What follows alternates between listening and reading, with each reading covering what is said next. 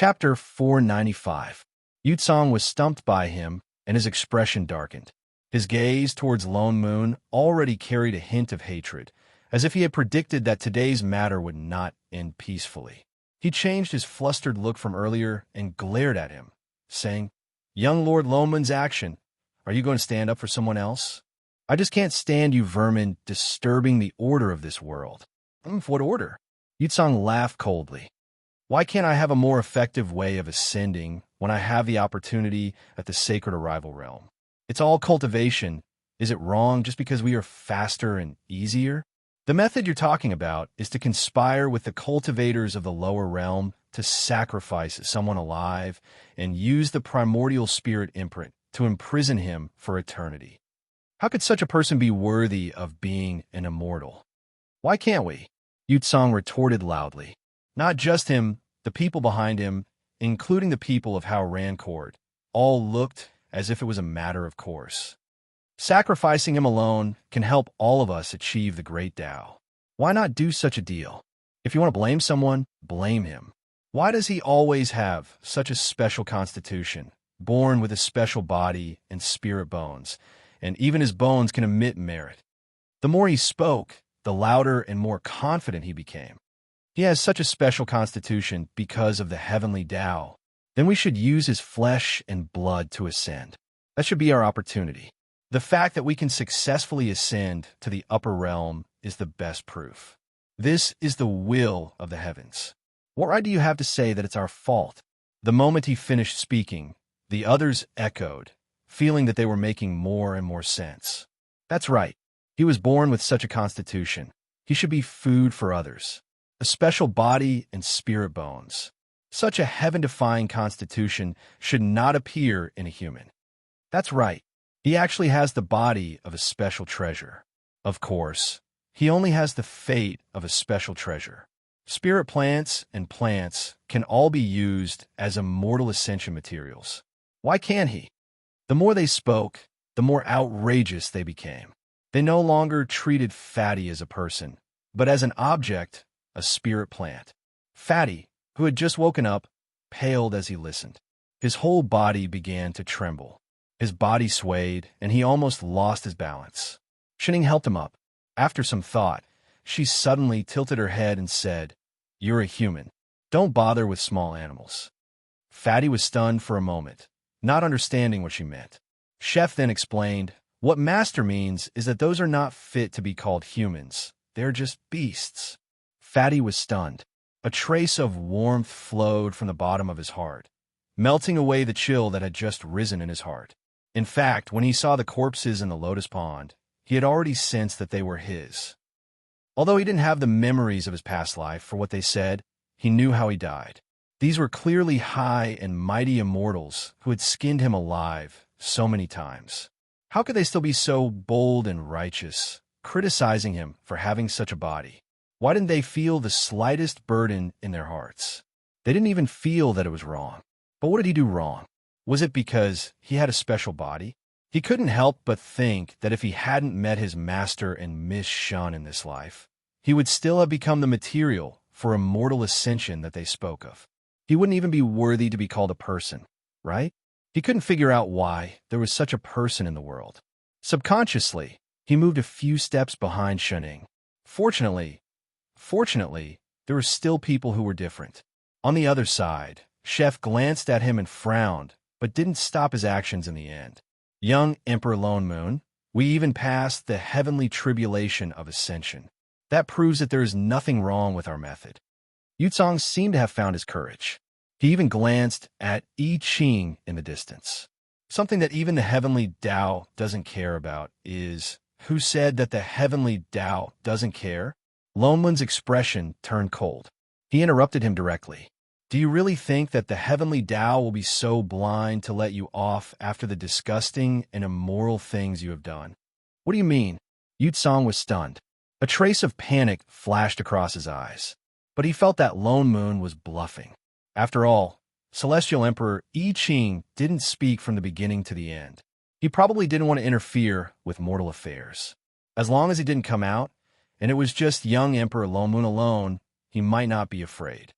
Didn't you suspect the heavenly Tao? Lone Moon's smile became even colder. This group of people had completely disgusted him. Then I'll let you see what heavenly punishment is. Damn it. If he didn't beat them up until they couldn't take care of themselves, his surname wasn't Yo. He couldn't be bothered to talk nonsense with them. He raised his hand. Instantly, a familiar pressure went towards them. Before Yutsong and the rest could react, they felt their bodies lighten. It was as if something was pulled out from their bodies. Looking closely, they saw that the golden light that was originally wrapped around them had all turned into spots of light.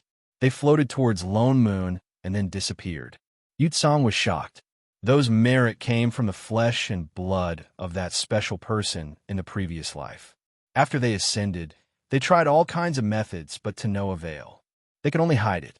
They didn't expect Lone Moon to take it away so easily.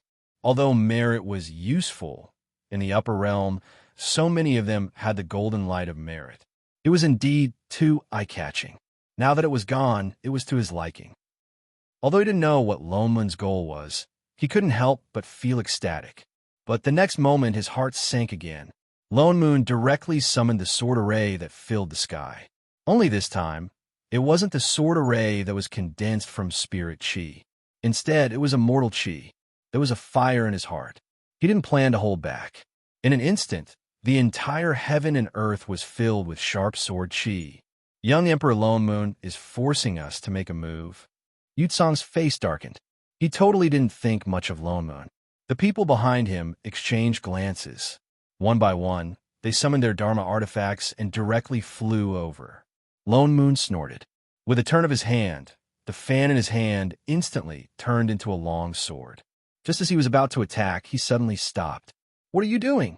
He raised his head to look at the sky. What was wrapped around his hand was the power of the rule. At the same time, the surroundings darkened. Large patches of thunderclouds suddenly appeared strangely in the sky. Layers and layers of thunderclouds suddenly appeared in the sky. Not a single ray of light could be seen. Between the layers of clouds, lightning of various colors flashed continuously. It brought with it a terrifying coercion of heaven and earth. Yutsong and the rest were stunned. They were shocked by the sudden appearance of the lightning tribulation that covered the entire sky. They stopped in midair and didn't dare to move. The coercion of heaven and earth above the clouds was really too terrifying. It was as if it was going to destroy heaven and earth. Even Yutsong had the urge to kneel down and worship under this kind of pressure. But this was a different scene in Lone Moon's eyes. There was no coercion of heaven and earth at all. Instead, from the layers of thunderclouds, he felt a trace of excitement. Even the power of the rule wrapped around his hand became exceptionally lively. It was as if there was a tiny voice constantly pleading in his ear. "Let me do it! Let me do it! Let me do it! Let me kill them!" Chapter 496. The corner of Lone Moon's mouth twitched. All right, the heavenly Tao had tolerated it for a long time. Looks like I don't have to do anything. So he kept the sword array and scanned the crowd below. All right, I'll see how the heavenly Tao takes care of you vermin. With that said, he turned and flew back in the direction of Shun Ying and the others. He squeezed in his chef's boundary, took out a chair, and sat down. Almost at the same time that Lone Moon sat down, the realm gate that had just been opened closed with a snap. The thunder clouds in the sky became even thicker. This is the heavenly tribulation. Everyone looked incredulous. Why would the heavenly tribulation suddenly appear? None of them had ascended. Moreover, this was the mortal realm. They were people of the immortal realm. Why would the heavenly tribulation of immortals appear in the mortal realm? Unfortunately, such a thing did happen. The thunderclouds were tens of times more severe than any heavenly tribulation. Finally, with a loud boom, tins of lightning of different colors descended from the sky at the same time, striking down on the crowd below. Yutsong and the others tried their best to resist, but to no avail. Even the best immortal weapons were shattered by the heavenly tribulation. Just one strike was enough to shatter their meridians and cause their cultivation to regress. Before they could react, the next lightning struck down as if it couldn't wait any longer. Now, they finally understood why Lone Moon wanted to take away their merit. Unfortunately, it was too late. The lightning struck down one after another. As if it would never stop, the thunder in the sky became more and more frequent. At first, there were red, purple, white, and all kinds of lightning. Even some that should not have appeared in the heavenly tribulation appeared. The lightning pressure around them was so thick that it was hard to breathe. Slowly, the lightning became smaller. However, it wasn't that the heavenly Tao let these people off. It was purposely reducing the lightning tribulation. Like a soft knife cutting flesh, it struck slowly. Yet because of the first few lightning strikes, Yu Tsang and the others had no strength to resist. They could only let the lightning slowly disperse the little immortal force left in their bodies. Lone Moon's mouth twitched. How much did they hate these people? Even the unconscious heavenly Tao was angered to the point of using such a despicable move. Moreover, this lightning tribulation had been striking for too long. One strike had lasted for several months. At first, they were watching with great interest, but as time went on, they became annoyed. It wasn't until 3 months later that the thunderclouds in the sky slowly dispersed, and the once majestic Hao-Ran court had been flattened. The entire mountain was only left with a small layer of the sea, and it wasn't even as big as the nearby islands.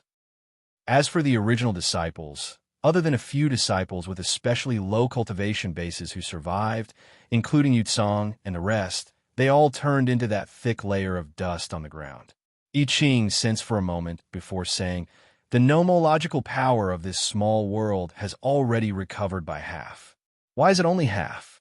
Lone Moon stared blankly for a moment, and then he realized that the nomological power that had just disappeared here was surging towards the north in large swathes, beginning to gather into thunderclouds. His eyes lit up instantly. Those tribulation clouds are floating towards divine imperial sect. Indeed, the heavenly Tao remembered every debt clearly and had already gone to collect it. Come, let's go to divine imperial sect to watch the show. But Fatty pointed at the sea ahead hesitantly. What about that ferocious beast? Although Weeping Beast was a shut-in beast, it was still an ancient ferocious beast. Lone Moon frowned. This was indeed a problem. That beastie still had to be dealt with. I think we don't have to care about it, Chef suddenly said. Although Weeping Beast likes to eat flesh and blood, it was originally a ferocious beast with Yin Qi as its soul, blood Qi as its spirit, and turbid grievous Qi as its bones. Now that Hao-Ran court is gone, the corpses that filled the Lotus Pond have also disappeared. It won't be long before the Yin Qi astral winds on the uncrouped sea dissipate, and Weeping Beast will naturally disappear as well. Lone Moon stared blankly. You mean the Yin Qi on the sea came from that Lotus Pond? I Ching nodded. Shit. Lone Moon couldn't help but scold that bunch of scum from Hao-Ran court again. Indeed, they skinned a person alive so many times and even piled the corpse at the bottom of the pond. It would be strange if it didn't generate grievous Qi. What's more, the corpse could not be buried and emitted Yin Qi all year round, causing the entire sea region to be bewildered. Weeping Beast did not suddenly appear, but was born from the Yin Qi. And the reason why the nomological powers of this world were in chaos was also very clear. Yu Tsang and the others used the flesh and blood of Fatty's many previous lives as sacrifices, causing the heavenly Tao to mistakenly think that they were Fatty and to raise their cultivation and ascend to the immortal realm. By the time the heavenly Tao realized that something was wrong, it was already too late. What's more, the heavenly Tao did not have sentience. At most, it was a super calculator that specialized in recording the rewards and punishments of living beings. After such a number of times, it naturally froze. In a situation where there was no other effective solution, it could only directly lock the realm gate to prevent more such situations from happening. It was only when they descended to the immortal realm and took back the merit that did not originally belong to them, and eliminated most of the source of the chaos, that the heavenly Tao then resumed its normal operation. Presumably, after it struck Divine Imperial Sect and the others, the nomological powers of this small world would completely return to normal. At the thought of this, the more they wanted to see what happened to those people from Divine Imperial Sect. Unfortunately, in the end, they still could not go watch this show because Fatty was about to ascend. Almost at the same time that the nomological powers recovered, Fatty's spirit chi began to increase explosively. The tribulation clouds in the sky began to gather again. This time, it was an ordinary lightning tribulation for ascension. Lone Moon glanced at the strength of the lightning tribulation, not the least bit worried about Fatty. This bit of lightning tribulation was probably not as bad as when he fed Fatty moves. Let's return to the immortal realm first. He instructed Fatty, then pulled Shun Ing and Chef through the realm gate, back to the immortal realm. There was no problem with Fatty going through the tribulation. The key was that he was afraid that the people above would tamper with it. He remembered that in Yu Tsong's East Sui, more than half of the immortals used that cheating method to ascend. Although Yu Tsong was already dead, there was no guarantee that other people would not tamper with Fatty. That was why they had to return as soon as possible, find out where Fatty was ascending, and guard it in advance. But when the few of them reached the immortal realm, they realized that they had been overthinking. Almost the moment they crossed the realm gate, they heard the familiar sound of thunder. The sky of the immortal realm was dark, and the entire East Sui was covered in tribulation clouds, almost covering every immortal city. The rumbling sound of thunder came down one after another. Even the 3 people who just came to the immortal realm were almost dragged into it. The corner of Lone Moon's mouth twitched. The heavenly Tao was having fun striking the immortal realm, and now it was casually striking the immortal realm. It seemed like it had no intention of letting these people who cheated to ascend go. Lone Moon sighed. He did not care about the heavenly Tao's large-scale execution site, and pinched his fingers to calculate the location of Fatty's ascension, then brought Shun Ing and Chef in that direction.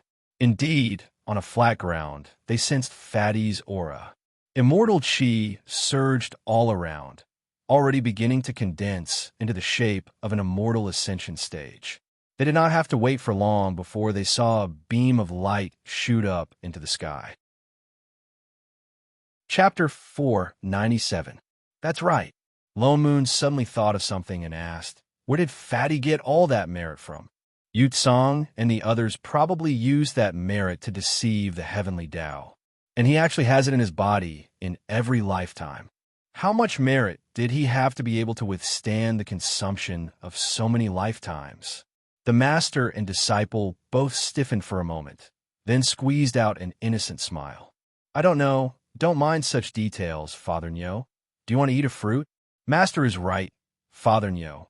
Do you want to eat a pastry? Lone Moon's expression darkened, and he looked at the 2 suspiciously. Are the 2 of you hiding something from me? No. *2*, they said it in unison, resolute and resolute. Ha ha ha. There definitely was. He was just about to lose his temper when the realm gate opened and Fatty's figure slowly rose from below. His immortal bones were already formed. The original spirit chi in his body began to transform into immortal chi. Perhaps because immortal chi was more concentrated than spirit chi. With this transformation, even Fatty's figure began to change. The most obvious change was that the circles of fat on his body disappeared. Fatty, who originally weighed more than 150 kilograms, became thinner at a speed visible to the naked eye. So he really was not growing fat, but spirit chi. Lone Moon sighed and walked forward directly. The welcoming light around him also began to disappear, revealing a figure that had shrunk by half, and a simple but extraordinarily familiar face. Lone Moon's feet stopped. His eyes widened abruptly, staring at that face that was so familiar that it made his teeth itch. Instantly, he felt a mouthful of blood rush up his throat. He almost could not help but throw the fan in his hand. Fiend God! Holy shit! When he turned back, he realized that the master and disciple were already long gone. Damn it! He was going to kill those 2 little bastards. Fatty, on the other hand, was stunned. Once he saw the person in front of him, he immediately ran toward Lone Moon happily. Master, I successfully flew. Get lost. From now on, you're expelled from the sect. No, Master. Father Neo had been very irritable recently.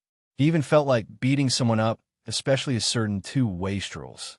It was obvious that the two of them had long guessed that Fatty was the reincarnation of the demon god, but they didn't tell him until they ascended. This was too much. Father Neo, don't worry about such details, okay? Shining chewed on her fruit and comforted him. Yes, Father Neo, I only guessed it when I was at the bottom of the lotus pond. I also persuaded. Besides, a fatty is a fatty, and a demon god is a demon god. They are two completely different people now. Master is right. Let bygones be bygones. Besides, Fatty doesn't remember. Lone Moon scanned the master and disciple coldly before replying, Scram. Don't think I'll give you another cent for your food expenses. No wonder his physique was so special. No wonder his bones were so rich in merit in every life. He was the god of creation, and he had protected the plane for so long. It would be strange if his merit wasn't deep. Moreover, he was originally the god who controlled the heavenly Tao, so it was not strange that the heavenly Tao would open back doors for him everywhere. Although he understood the logic, he was still unhappy, okay? Even though he was no longer the god of creation, even though he understood that Fatty was just Fatty, when he thought about how the person he had worked so hard to teach all these years was actually the god fiend who had cheated him countless times in the past, he had the urge to shove Fatty back into the lower realm. Who cares who? I don't want to care anymore. Master, Fatty, who had no idea what was going on, looked confused. Why did Master suddenly look so scary when he looked at him?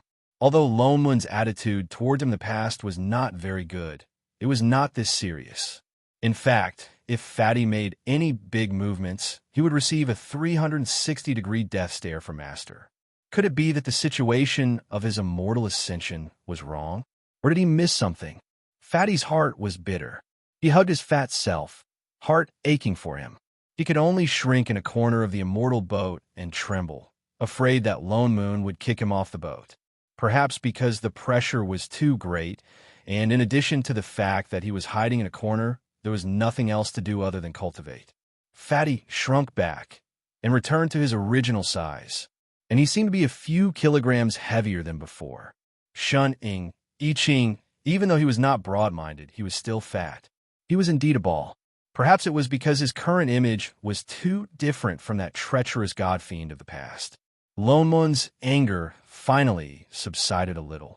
His expression also softened a little. At least he did not want to throw Fatty off the boat every now and then. Seeing this, Fatty suddenly understood something. So the reason why Master was angry was because he had lost so much weight. Was that why Master felt sorry for him? At that moment, Fatty's heart was filled with gratitude. He silently decided in his heart that he was determined to maintain his figure from now on. He no longer looked at Lone Moon with fear in his eyes. No matter how cold and cruel Fatty stared at him, Fatty looked back at him passionately. His eyes sparkled. Lone Moon could not help but feel a chill run down his spine.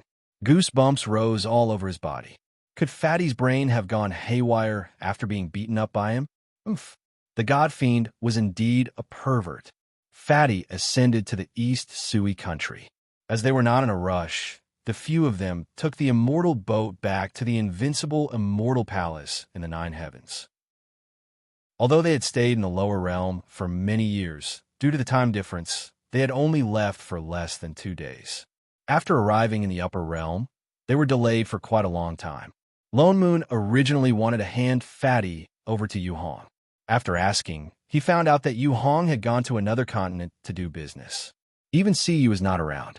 They had no choice but to return to the back of the palace to rest.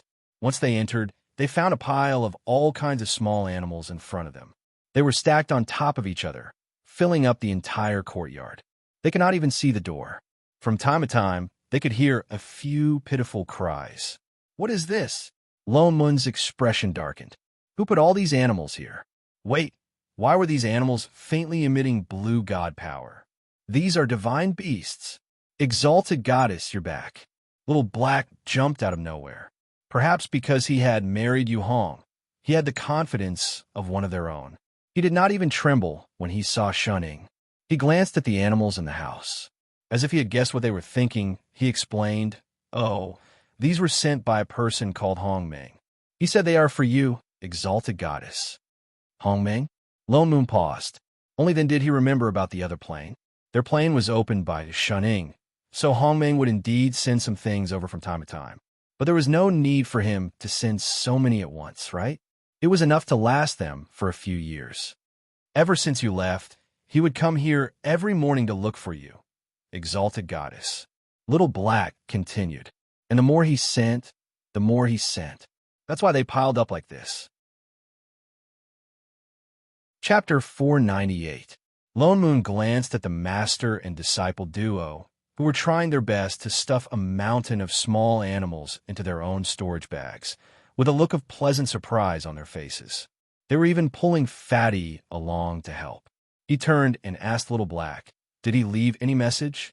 Hongmeng came so frequently, there must be something important. Little Black thought about it, then nodded. I think he said that he would wait for exalted goddess in some outer realm. Outer realm? Lone Moon was stunned. Could it be the divine realm? Shining left an entrance to the plain door there. It seemed like Hongmeng really had something important to do. He frowned and asked Little Black to bring Fatty down to find a place to stay. He went forward to help Shun Ying and the others put away the ingredients in front of them.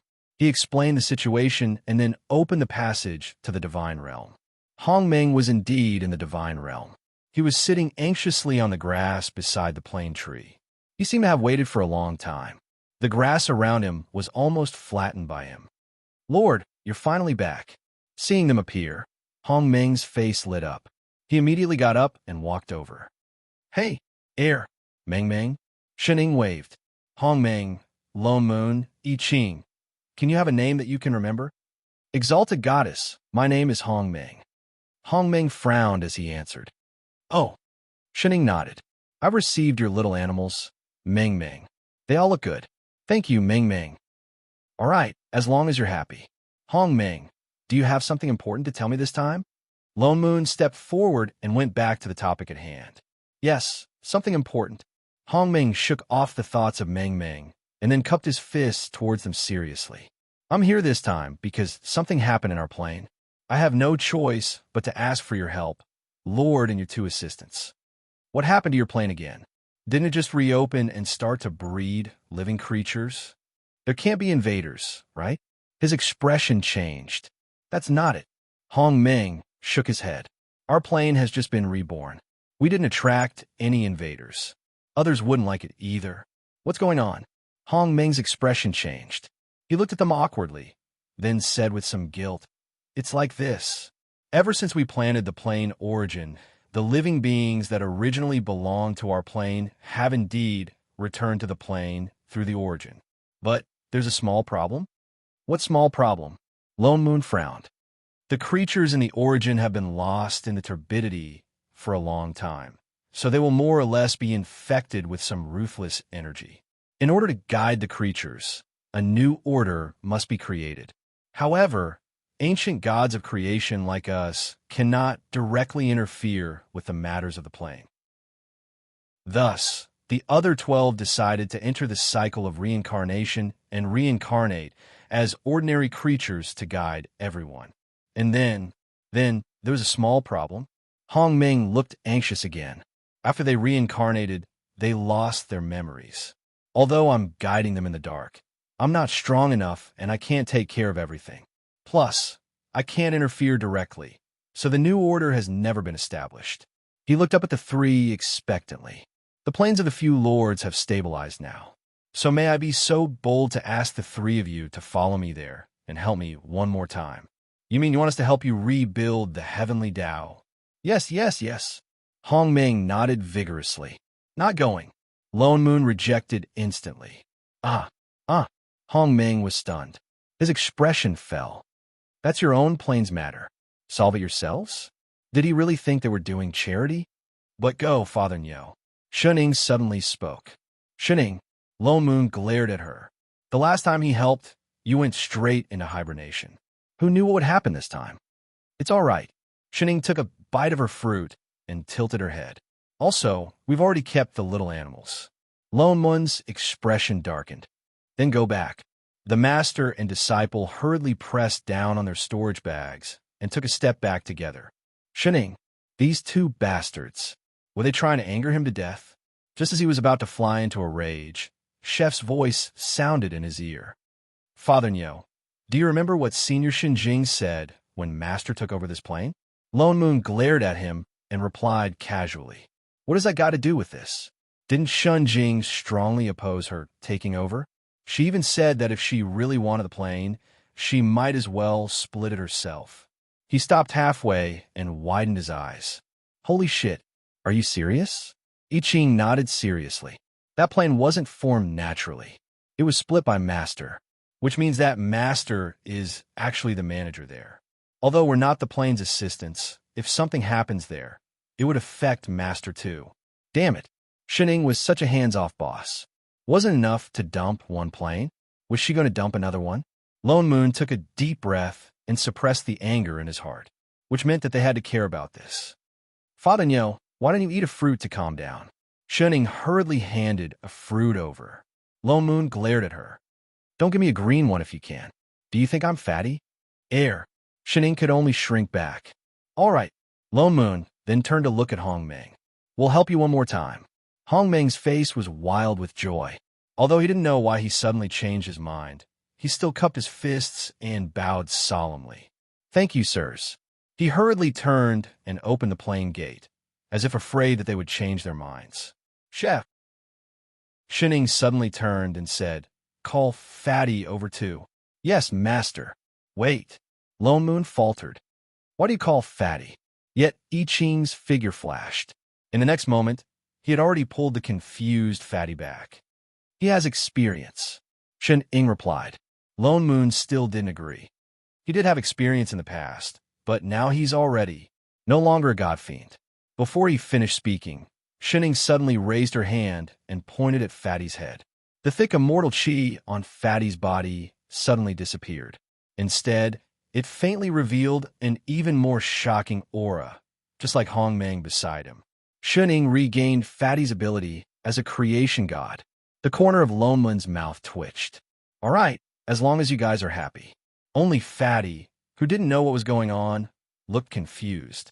He looked around and then at the few of them. Where's this? What just happened?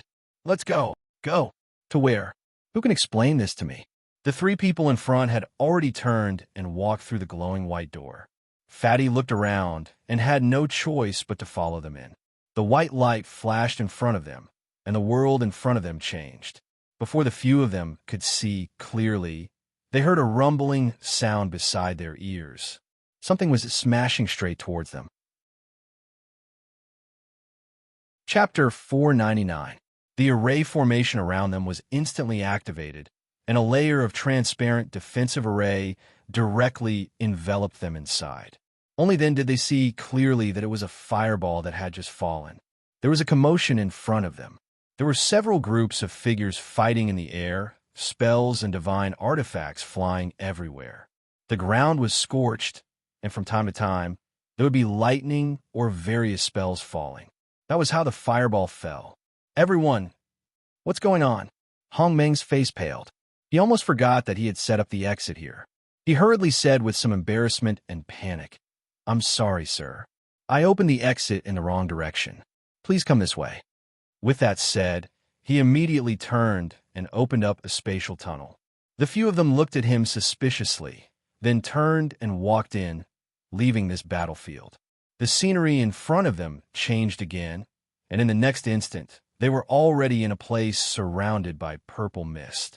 A tall palace stood in front of them, and there were 3 golden words written on top, Purple Night Palace. The few of them followed in and sat down in the main hall. Lone Moon then said, Tell me, what's the situation here? Why can't the order of the heavenly Tao be established? Hong Meng's body trembled. After a while, he gritted his teeth and finally explained the situation of this plane in detail.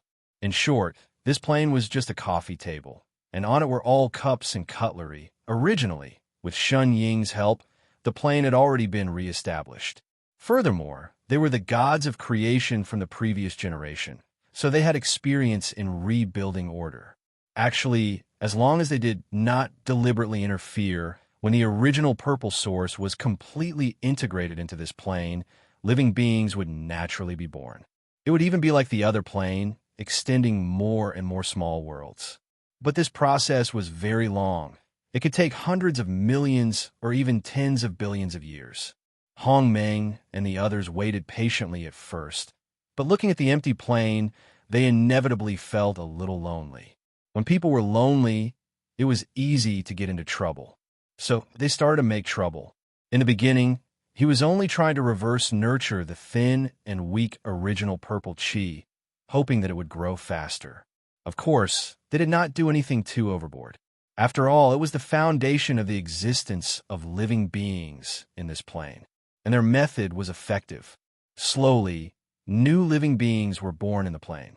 First, there were divine races like dragons and phoenixes, but because the original purple source was not strong enough. That was why these creatures only had physical forms, but no spiritual awareness. For example, last time he sent over a chicken that could lay spirit stones. Oh no, it was a phoenix. That was how it came about. Later, as the origin violet chi became more and more solid, some intelligent creatures began to appear. Many races appeared, and most importantly, the human race began to appear. However, because the soul in the source was summoned from the primal chaos, it was able to absorb the soul. More or less, there would be some residual chaos chi. This chaos chi would need to be reincarnated in the original source purple chi for many years before it would slowly disappear. However, due to loneliness, these creatures appeared in the world ahead of time. Due to the influence of primal chaos chi, they were somewhat violent in nature and possessed divine power. One race was stronger than the other. As a result, the naturally weak human race was pushed to the edge of survival, and there were a few times when they were almost completely exterminated. Of course, every plane had different races, so it didn't matter if there was one more or one less. But humans were different. Perhaps because this plane was split by Shuning, the pattern here was more or less similar to I Ching's plane. The human race was weak, but they had strong reproductive abilities. What's more, the lifespan of mortals was less than 100 years. Wave after wave, they could soon bring all the original creatures back to this plane. In addition, the original source purple chi was equivalent to the river of forgetfulness. The more souls flowed in it, the stronger it became. While the other races were strong, they could live for thousands or tens of thousands of years. What's more, they could only give birth to one or two offspring every few thousand years. Some could only give birth to one or two children in their lifetime. In comparison, the living creatures could not circulate at all. Instead, it would increase the burden on the original source purple chi. This was also why, although the human race was weak, they were often favored by the heavenly Tao. Reproduction was the foundation of all living creatures. It was a pity that the main force, the human race, could not continue to survive under the threat of the other races. Hong Meng and the others then realized the seriousness of the problem. They hurriedly separated the human race from the other races. But the heavenly Tao was still not completely established. Without the human race, the other races were still in chaos. Looking at the mess of the plane, they were a little afraid. They did not dare to interfere casually. They were afraid that if they were not careful, it would be like the original source purple chi. They would almost cause the extinction of the human race. But there was still no hope of a new order being established. As long as the heavenly Tao was not established, the plane would be faced with countless dangers. So they thought of a way. They directly entered the reincarnation cycle and became a part of the heavenly Tao.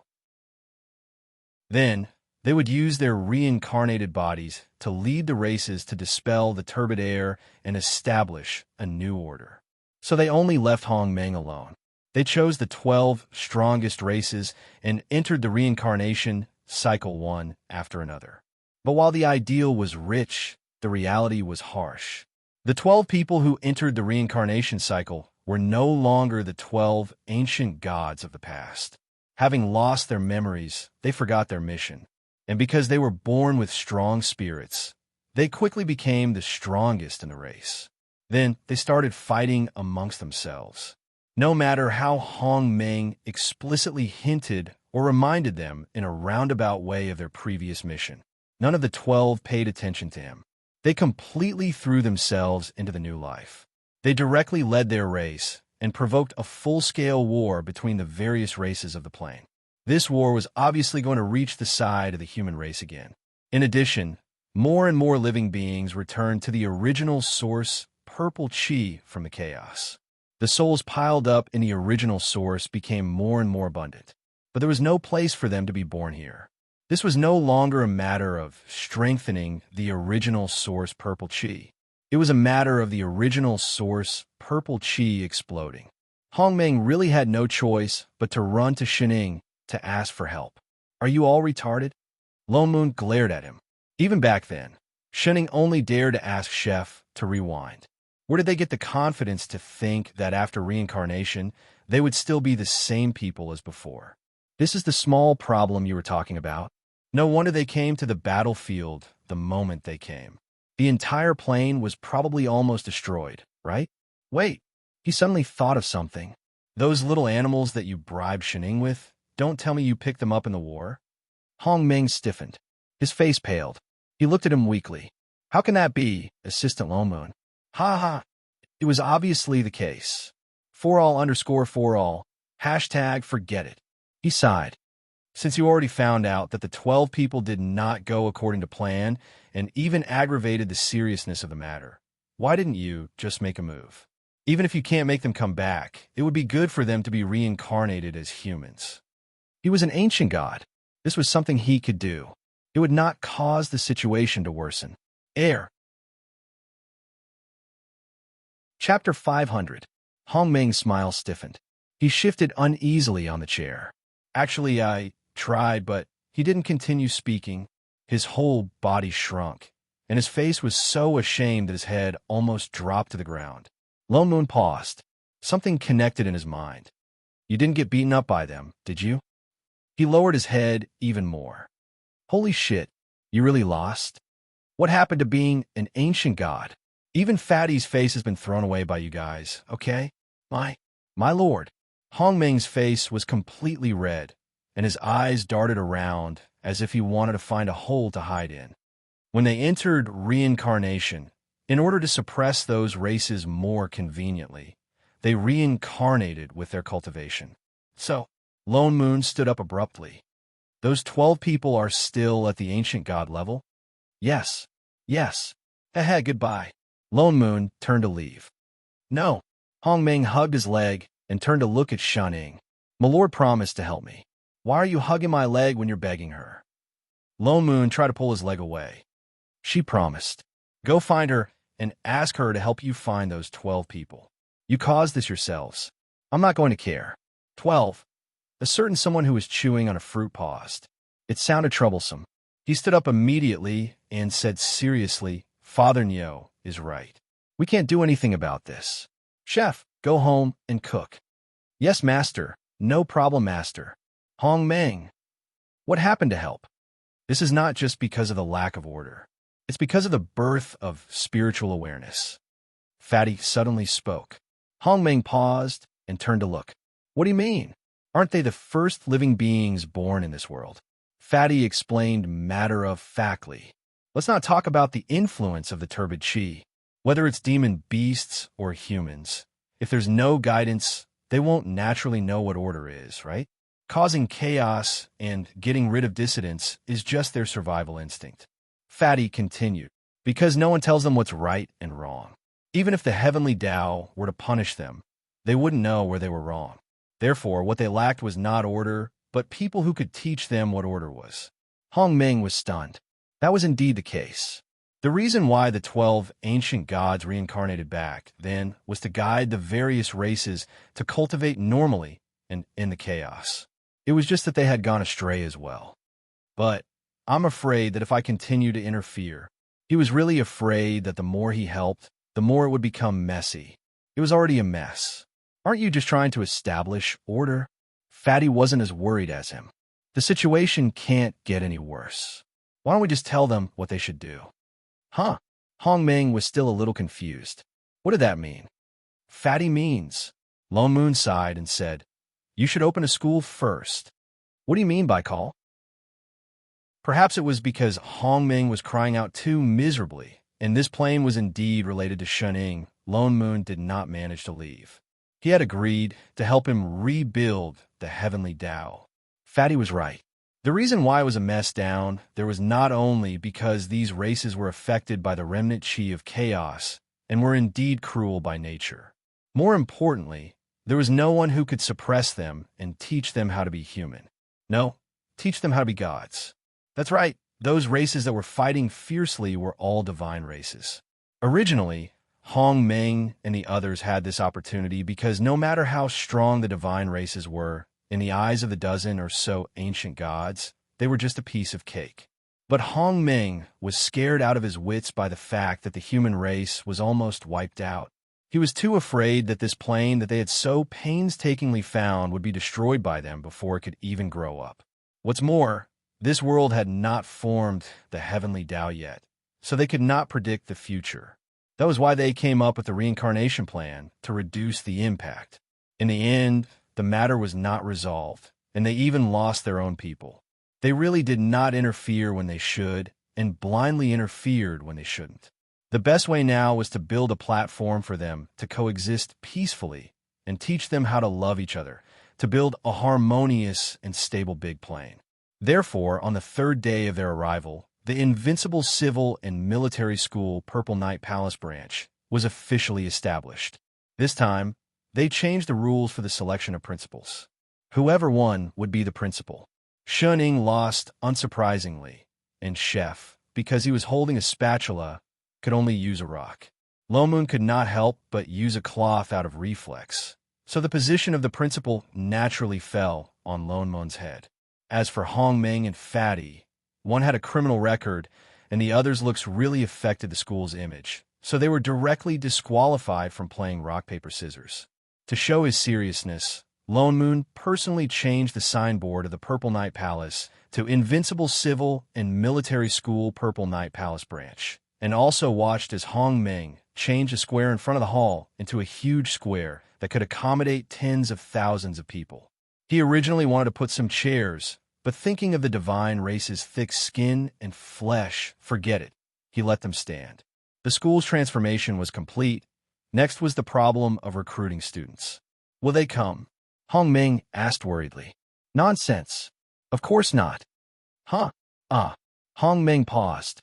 Then all this we did, isn't it? For nothing. You didn't even put up a single advertisement. Who would know that you opened a school? Lone Moon rolled his eyes at him. Don't just grow old, don't grow a brain. Once we put up an advertisement, people will naturally come. What was an advertisement? Did it mean to advertise widely? Then how should we put up an advertisement? A fight is the best advertisement. What? Lone Moon ignored him and asked, tell me, what are the names of those 12 traitorous grandsons? Call them over, let Chef beat them up, then they will naturally not dare to do anything rash, then teach them. Teach them until they learn well. He spoke seriously. This was not the time when he opened a sect. There was no competition. There was no need to consider reputation and such. Didn't you say that they are the leaders of the 12 races? If they stay here, the others will naturally come. Hong Meng thought about it. It seemed right. Then how do we call them over? Just directly issue a battle notice. Didn't most leaders care about their reputation? With that said, he raised his hand and produced a piece of paper, channeled his god power, and directly wrote, his words sharp, full of provocation, as mean could be, the kind that anyone who saw it would have a stomach full of anger. Then he made 11 copies of it, stuffed it to Hong Meng, and let him distribute it. Chapter 501. Hong Meng sneaked a glance and immediately closed it again. Luckily, it wasn't for him. He would be furious after reading it. Then, he conjured a seal and cast a spell. More than 10 battle invitations turned into flashes of light and flew out. The battle was set for the next day. As divine beings, he was not afraid that they could not make it. Even if the 12 of them joined forces, he did not think that Chef would lose based on his abilities. It was not that he was bragging, but he could crush them all. Even if there was an accident, there was still shunning. So Lone Moon was not worried at all. Then, on the second day, no one came. Lone Moon looked at the empty square, not knowing how to react. Could it be that they were too far and could not make it? No matter. He could wait another day. On the third day, they still did not come.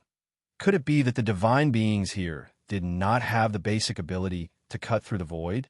On the fourth day, they still did not come. Could it be that the battle invitations were delayed and something went wrong with Hongmeng's spell? On the 10th day, they still did not come. Could it be that they were scared out of their wits by his battle invitations? On the 15th day, they still did not come. Lone Moon, I Ching, Hongmeng, Fatty, the square, which could accommodate 10,000 people, was completely empty. A faint cold wind blew past, sending chills down one's spine. Holy shit, they actually dared to stand me up. Lone Moon's expression darkened, and he pulled out his sword. Hongmeng, tell me where they are. He was going to destroy them.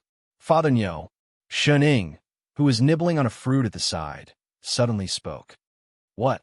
Those people are the first batch of indigenous people of this plane, right? So what?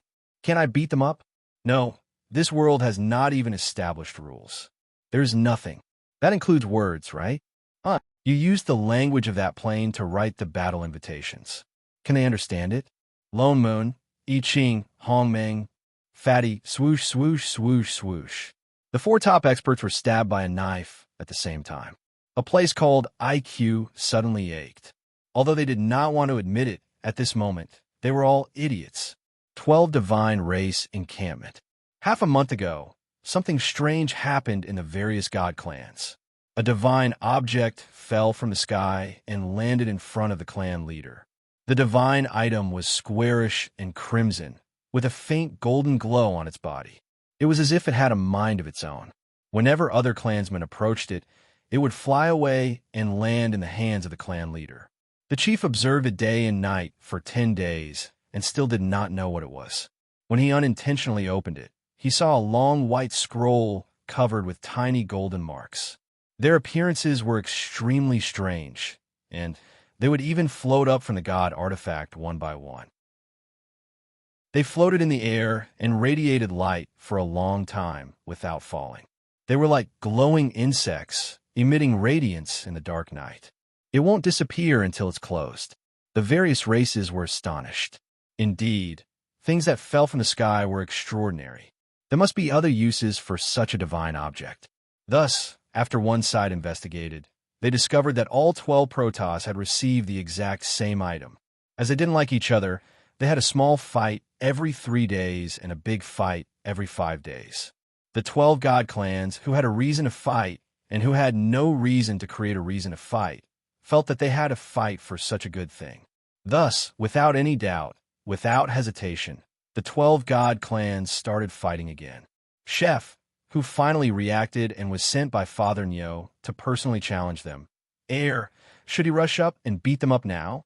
Or should he wait for them to finish fighting, then rush up and beat them up?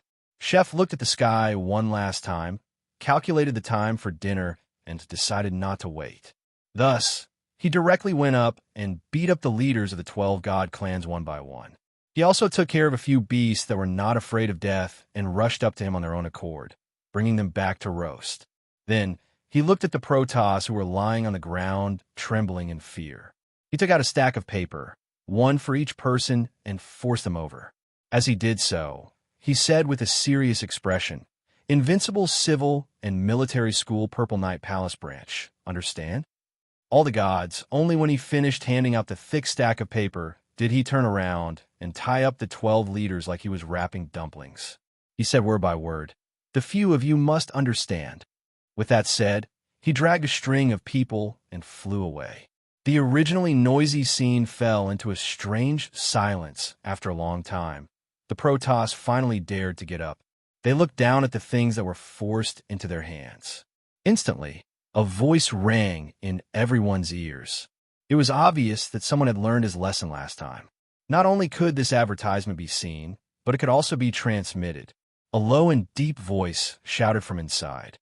Invincible Civil and Military School Purple Knight Palace Branch is a multifaceted, modern, all-round civil and military school dedicated to training high-end talents of the Protoss and building a perfect new world. Our school now has 5 teachers. 4 of them graduated from the management college in another plane, and 1 of them studied in the same college. All of them have almost perfect teaching experience, as well as perfect personal skills and near-perfect teaching methods. That voice came one after another, with a motivational quality that could not be ignored. Everyone who heard it looked confused, but they could not help but feel an impulse for no reason, especially the last sentence. Do you want to become a stronger Protoss? Do you want to be the best among the Protoss? Do you want to be the strongest Protoss? Do you want to be as powerful as the person who beat up your clan leader? Come to Invincible Civil and Military School, Purple Knight Palace Branch. Invincible Civil and Military School, Purple Knight Palace Branch is your wisest choice. As long as you study here, you will become the strongest king. What are you waiting for? Hurry up and pick up the electricity beside you. Pooey, come directly to Invincible Civil and Military School, Purple Knight Palace Branch. Address: Purple Knight Palace, right above Purple Cloud Mountain. Limited places, first come, first served. The Protoss all looked at each other, the passionate advertising message reverberating in their ears. After a long while, someone finally whispered, Is this true? Isn't the one who lives in Purple Knight Palace the old man who often comes to the battlefield to steal corpses and was beaten up by the clan leader? But that person just now was really powerful. Since the clan leader is not here, should we go and take a look? Thus, Invincible Civil and Military School Purple Knight Palace Branch finally successfully recruited its first batch of students. Lone Moon asked Chef to force the sound leaflet, and the publicity was quite effective. After I Ching kidnapped the leaders of the 12 races, within a few days, a large group of Protoss arrived in front of the palace. From a rough look, there were tens of thousands of people. Perhaps it was because Chef happened to be on the battlefield when he beat them up. At that time, there were many people, and the effect of the advertisement was maximized. These people did not retreat at all, but directly turned around and came to Purple Knight Palace. Chapter 502. Although most of these students were not really here to learn, they just wanted to see the situation. Some even wanted to save the 12 people, of course. Most of them were here to watch the show. Lone Moon did not care so much. Since they were here, they could not leave. Lone Moon asked Hong Meng to expand the square by 10 times, and then directly set up layers of arrays outside, locking all the divine race people inside. To put it nicely, closed education. With students and a venue, the next step was to officially start teaching. Lone Moon then thought a major problem. These people did not have any foundation. It was not that they did not have the foundation of cultivation, but they did not even have the basic foundation of words. And even because of the influence of the chaotic aura, there might even be problems with their understanding. Because of this, the few of them had to hold a board meeting. These divine race people obviously had to start from the most basic literacy, but the key was who would teach them. I feel that the teaching standards and methods of our previous world are still more advanced. Lone Moon glanced at Shunning. Shunning, I have learned for hundreds of years and have forgotten most of it. Why not you teach? Huh? Shunning, who was suddenly called, was stunned. We are not learning the same system. Are you sure you want me to teach? Shit. He almost forgot that she was only a student on Earth. She even had to repeat a year in primary school. Then what should we do? Chef, you do it? I also do not remember much about enlightenment. Chef shook his head. Lone Moon could only look at Hong Meng. I remember even longer. He hurriedly shook his hand. On the other hand, Fatty raised his hand weakly. Master, what, you want to teach? No. Fatty shook his head. I want to say what you think of Brother Rabbit. Lone Moon, I Ching, Sheng. Lone Moon stood up and patted Fatty's shoulder. Fatty, it's been so long. You finally said something sensible. Was Master praising him or scolding him? Lone Moon did not delay and directly returned to the other plane, entered the previous small world, and went to the southern land, and appeared in front of the blissfully eating carrots in the Demon Monarch Palace. The rabbit's paws trembled, and it almost fell off the throne. Great immortal, Why are you? Before it could finish speaking, Lone Moon pulled its ear over and said seriously, Rabbit, I'm giving you a chance to ascend to immortality. Oh no, I'm giving you a chance to become a god. Do you want it? Ah, dong. This time, the rabbit really fell down. Was it hallucinating? Is identical to. It was stunned for a long time before it nodded stiffly. Yes, I do, but it was just a rabbit. Becoming an immortal was already an extravagant hope, let alone becoming a god. As long as you think about it, I'm leaving. Lone Moon did not waste any more time talking nonsense with it. He picked up the rabbit and left. The rabbit was dumbfounded. By the time it reacted, it had already been thrown in front of a large group of strange animals. There were so many of them that it couldn't even see the end of them, and every single one of them was emitting a divine aura that made it tremble with fear. Rabbit's legs turned to jelly. If not for Lone Moon holding on to it, it would have fallen to the ground. They were all gods, gods, gods. Had it arrived at the god realm? Rabbit wanted to faint for a moment. Obviously, Lone Moon did not give it the chance. He directly stuffed a book into its hands. Here, this is the teaching material. You just need to teach them how to read for a while. Huh. The rabbit had not recovered from its daze. Read? Divine race? It? Great. Great immortal. No, great god. I'm just a rabbit. Why? You can't read? I can read.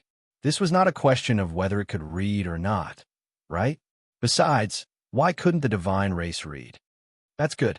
I'll leave it to you, rabbit. Lone Moon patted its shoulder and directly grabbed it and flew up to a high platform. He even set up several layers of arrays for it. The rabbit only felt that the divine aura that was suppressing it and suffocating it disappeared in an instant. When it regained its senses, Lone Moon was already gone.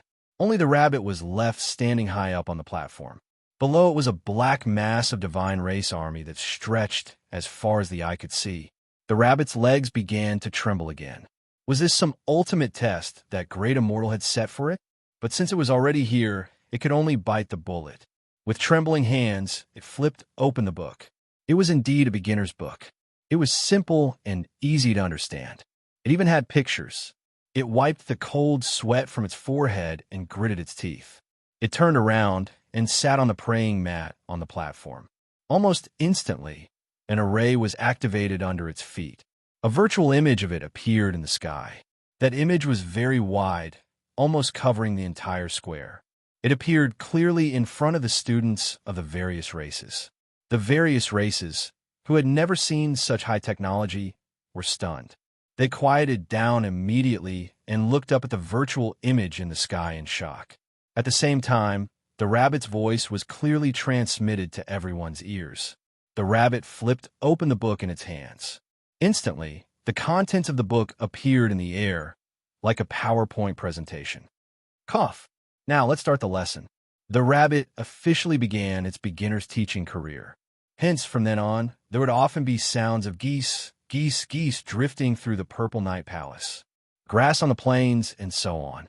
The rabbit was a little afraid at first.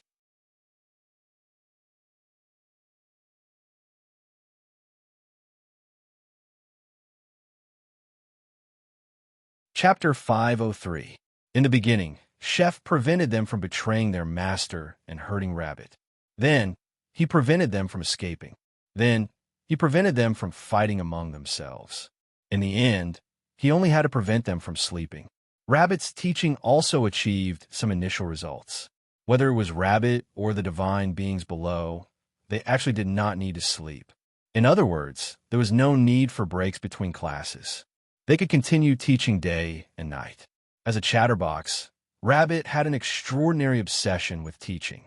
If they did not understand it once, he would say it twice. If they did not understand it twice, he would say it 10 times until they understood. Especially after discovering that they could not hurt him at all, he completely let go. He used his full level of verbal cannon. At most, he would chew on a carrot halfway to adjust his words. In fact, when he encountered a disobedient student, he would even stop and patiently guide them to give him some advice. Sai, why do you have to do this? You know that you can't break this array and will even suffer a backlash. Why would he do such a foolish thing that would only bring him more benefits than benefits? Can't we be a little more peaceful? I'm here to teach you how to read. As long as you know and learn, you will learn in a few years. As the saying goes, one can only become a demon after suffering the hardest. Blah, blah, blah, blah. Hey, Supreme Divinity, what are you doing? How can you bite the divine friend beside you? As the saying goes, one must abstain from eating before one can cultivate. They are at least classmates who listen to classes together. How can you eat them? No matter how big the grudge is, with such feelings, it is time to let it go. You have to know, blah, blah, blah. Oh, and that student who is scratching his feet. Please put them down. Can't you see that the students beside you have all fainted? We are all gods. We are fated to be gathered here. We should understand and respect each other. Can't you continue to scratch after school? And blah, blah, blah. If Rabbit's teaching skills were at level 1, then his ability to talk nonsense was at level 10. He would definitely read until you started to doubt human beings. No, the kind that doubted divine beings. At first, the divine beings did not know how to respond. They could only grit their teeth and listen to him until they felt that the whole world was filled with his persuasion. What was worse was that in order to help them learn how to read as soon as possible, the array that Lone Moon set up on the platform was directly connected to their divine senses. In other words, no matter what he said, the words would appear in the minds of the people listening below like subtitles.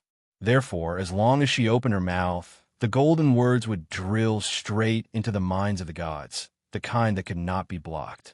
No one could withstand such a barrage of attacks. So in the end, whenever it opened its mouth and said, "Ha," that all the gods burst into tears. We were wrong. I won't do it again. Master, I beg you, can we go to class normally? You're worth teaching. The rabbit nodded satisfactorily and nibbled on a carrot while it was at it. The completely unemployed teaching director, I Ching, it was better for him to return to the rear hall and help his master cook. Lone Moon also expressed his approval of the quality of Rabbit's teaching. Even his attitude towards Fatty was much better. He also began to consider the idea of letting the rabbit take on a few more classes after the literacy class ended. Of course, as a reward for an outstanding employee, he waved his hand and approved Rabbit's request to open up a plot of land at the back of the mountain to plant some radishes. Hong Meng. The floor seemed to be his. Rabbit taught for a whole 3 years. As it did not stop day and night, it taught like a cramming duck. It finally allowed these tens of thousands of illiterate people to lay a good foundation of words, especially in the later stages when Rabbit often wanted to reason, causing them to be highly nervous. Almost all of them could repeat fluently after Rabbit said it once, or else Rabbit would say it 100 times. Lone Moon also felt that it was time to start teaching other classes, so he decided to take a break and rest for a day. It would be his turn to teach starting tomorrow. Almost at the same time that Rabbit walked down the stage, all the gods heaved a sigh of relief. Their backs that had been straight for several years were instantly lowered. Some could not bear the sudden relief and fainted directly. Too scary, even scarier than the one with the sword. So the so-called rabbit race was actually such a scary race? All the gods trembled in fear. Rabbit, who had finally finished class, was already happily pulling his good friend Fatty to plant radishes. After all, he had eaten them for 3 years and had finished all the stock. Lone Moon was supposed to start teaching the next day, but he realized that those gods who had fainted had not regained consciousness, so he had to delay it for another day.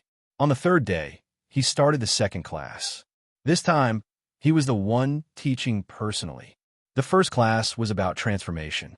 That's right, although all the gods here were born with the art of transformation, but they could only change their original form, become bigger, smaller, and different colors. For example, in the field now, everyone had compressed their bodies to become several times smaller, otherwise they would not be able to sit down at all. But none of them could transform. The so-called transformation was to transform into human form, not a simple illusion or something like a temporary image, but the entire body and meridians had to change. The reason why they had to transform into human form was because the human form was the best form for cultivation, commonly known as the Tao body. Transforming into the Tao body was the first step to entering the Tao.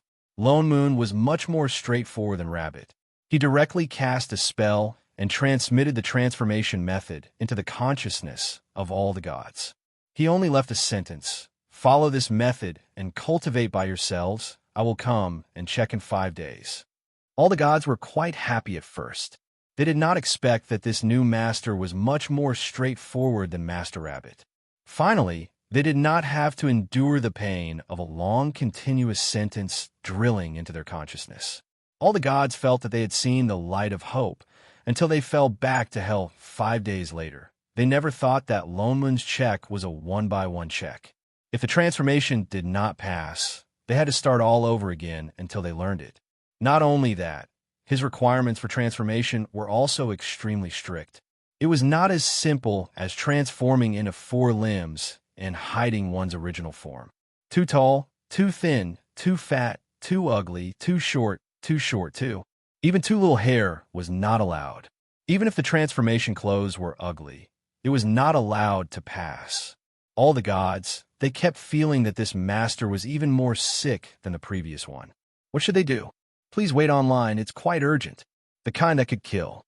It was not that no one resisted, but because they really could not beat him. Forced to transform hundreds of times every day. Of course, there were many gods who were so irritable that they wanted to fight, but before they could get within 3 feet of him, they were beaten down. He indeed did not know how to nag like Master Rabbit, but he knew how to use poison. You transformed into such an ugly form, and you still have a nerve to show it to me. Do you want me to help you reforge? Reforge? Is your original form a pig? Are you so fat that you want to change races? Do you need me to send you into reincarnation to satisfy you? Reforge. This face of yours was transformed by that green bird just now, right? You are a mongoose. Why are you trying to claim kinship with others? Reforge. And the two of you, why do you look so alike? Why do you look like a married couple in front of me? I am not even single. What right do you have to pretend to be a married couple in front of me? Reforge. Chapter 504. Towards the end, Lone Moon said coldly, "If you can't even transform properly, you can only be little animals to be eaten." Lone Moon did not know if it was because he had a problem with their low efficiency of transformation or because he was tired of beating them up so badly. At first, the races didn't know what he meant. Until the next day, he asked Chef to move the kitchen to the empty space in front of the hall. In front of the races, he took out the corpses of his kind.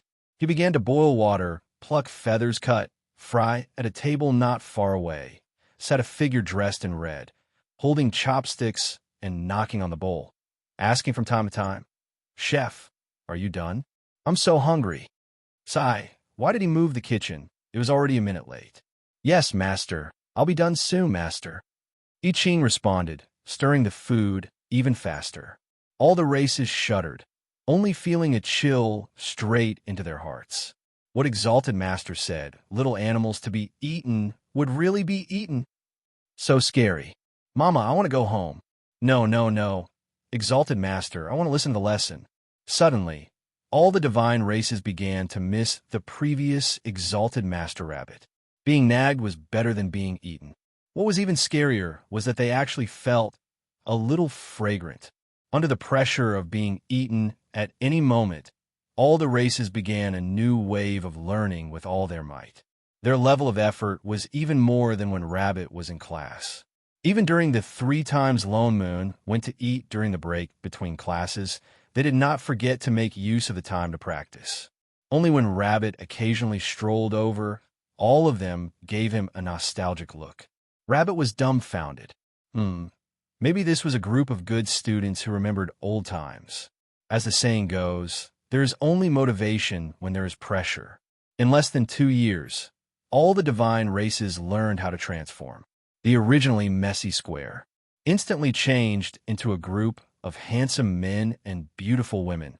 Looking like stars, it could be said to have set the high standards of the divine race's attractiveness. From this moment on, Lone Moon officially taught them the orthodox cultivation method. Actually, the divine race's physique was already very strong. Naturally, there was no room for improvement.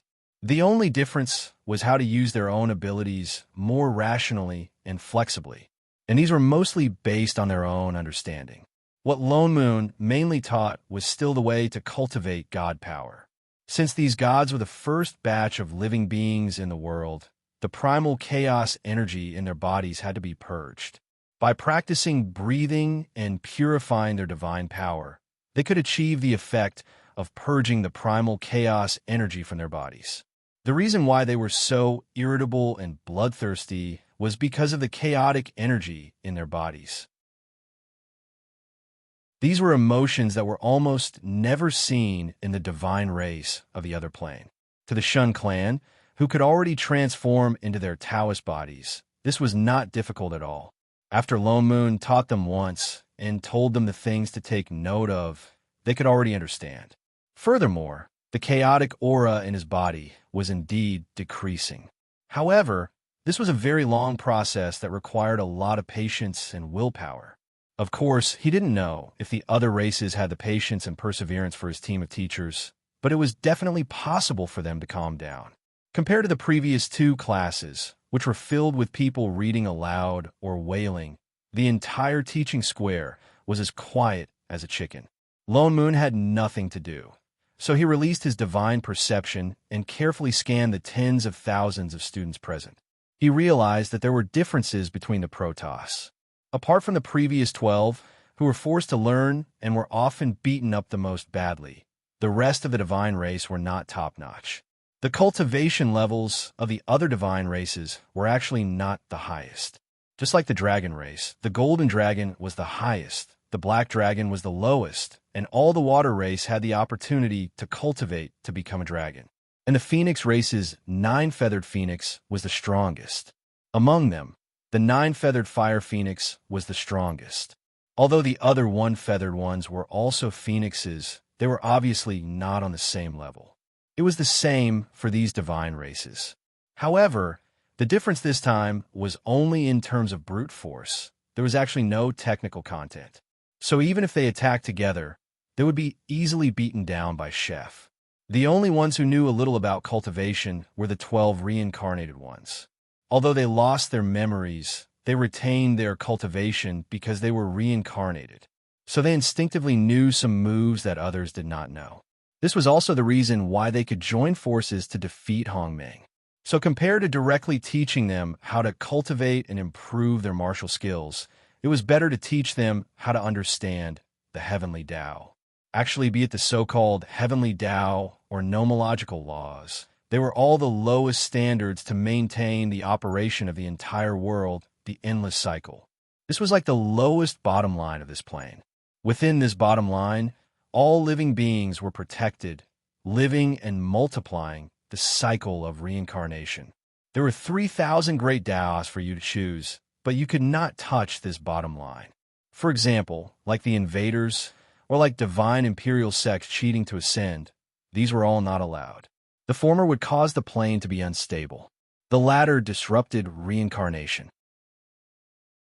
The reason why the heavenly Tao locked that small world was actually not just because this method of ascension was evil and dishonorable, and even more not because Fatty was once a fiend god, but because they disrupted the order of reincarnation, so that souls could be directly reincarnated without going through the underworld. And it was definitely not only Fatty who was doing this. The pills that Hao Rancourt refined that contained the soul guiding powder was the best proof. They even distributed these pills to the various sections. This way, even if they were already dead, they could use the same method to reincarnate into the same small world, and then just walk the path of cultivation again. They must have their own internal ranking to decide who could enjoy Fatty's flesh and blood first. This way, they seriously violated the heavenly Tao's bottom line, so the heavenly Tao directly sealed the realm gate. Don't you want to ascend? Then none of you can think of ascending. Anyway, those who had not reincarnated in the underworld were consuming their own souls. Even if they did not discover the abnormality of this small world, after a long time, the heavenly Tao would naturally be able to make this group of people who violated the bottom line disappear forever. Thinking of this, Lone Moon heaved a sigh of relief. He knew what he had to teach these divine beings who were born at the top of the food chain. Of course, He could not directly tell them what was going on with the heavenly Tao. He recalled the previous plane, all the concepts about the heavenly Tao rules, and recalled some of the Taoist information that he found at Shenying's place. After organizing his words, he officially began his lecture. He talked about the heavenly Tao, the Tao of all beings, human Tao, and even the Tao of self one by one. Then, he found a few Taoist classics, such as Tao Te Ching, Peace Sutra, the Daolin, and so on to support the stage. He first read them, but worried that they would not understand, he carefully explained them in the vernacular.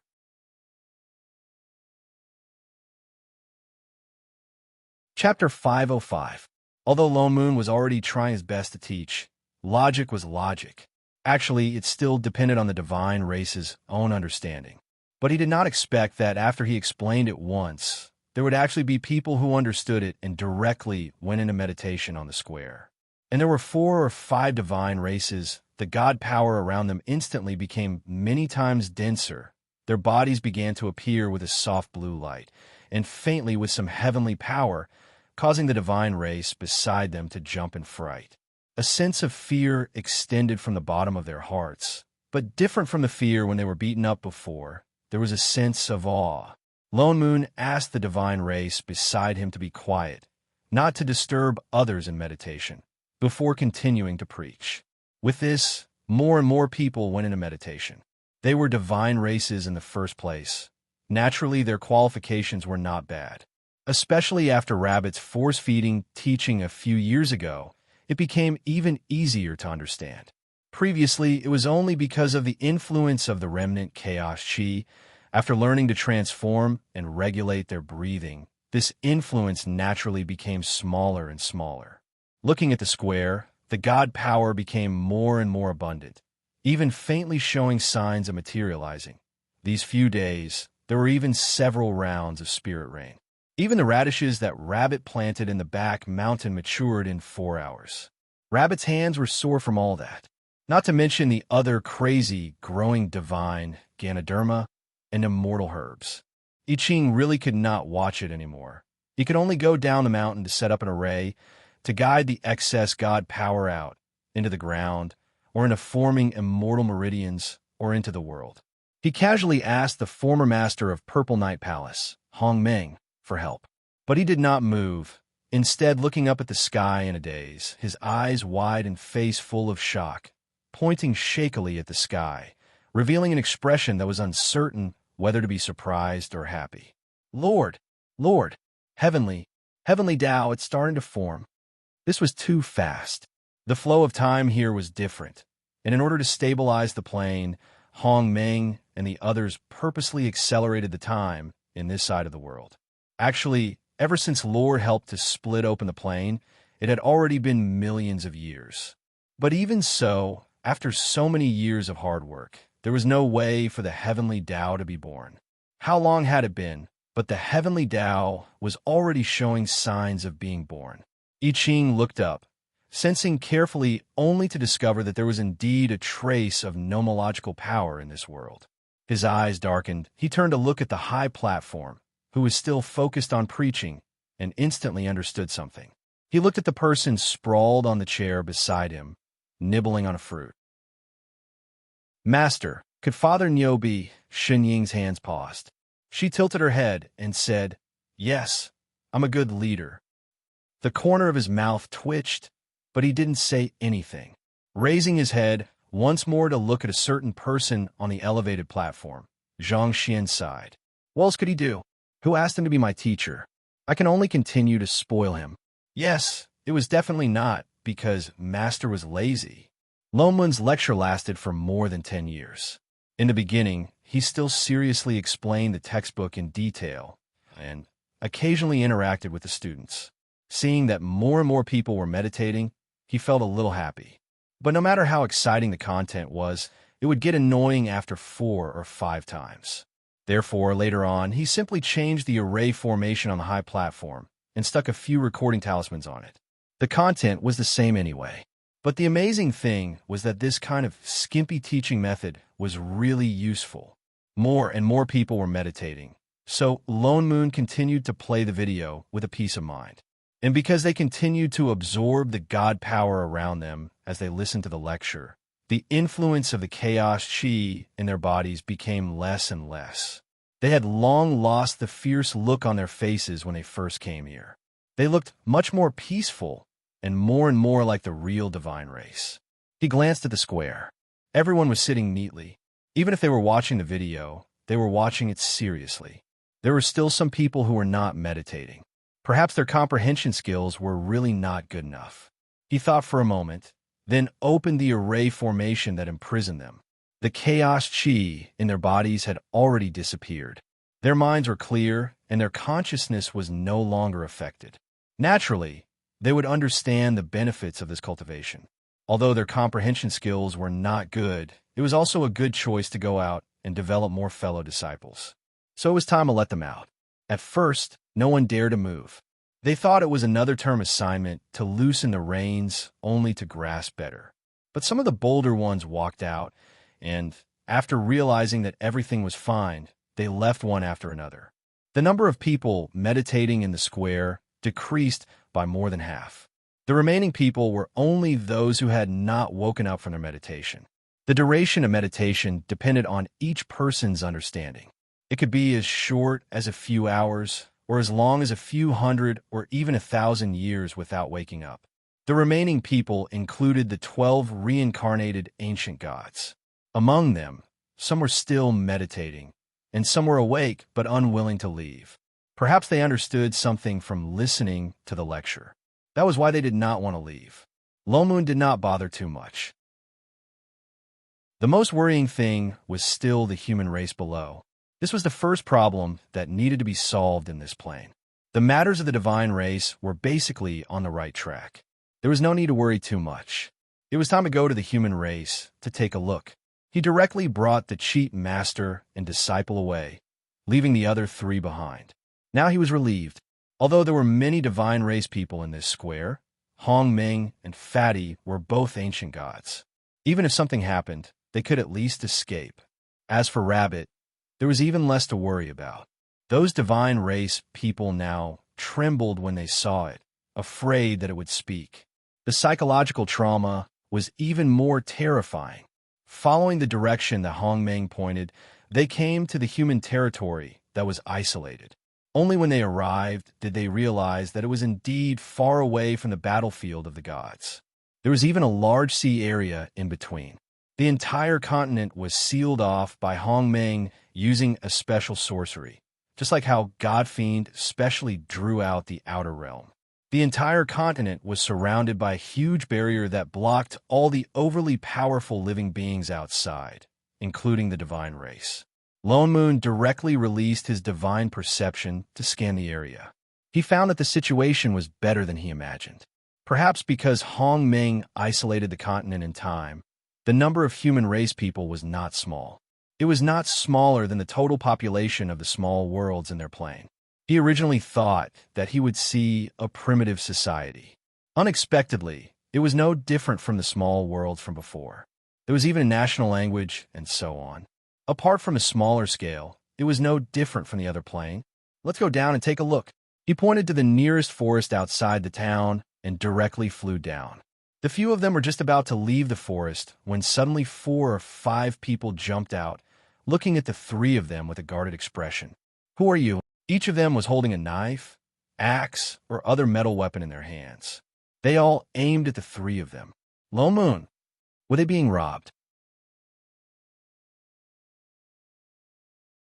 Chapter 506. Seeing that they didn't respond, the leader, a tall and strong man, waved a knife in his hand and shouted, "Where did you come from? Do you have a travel permit?"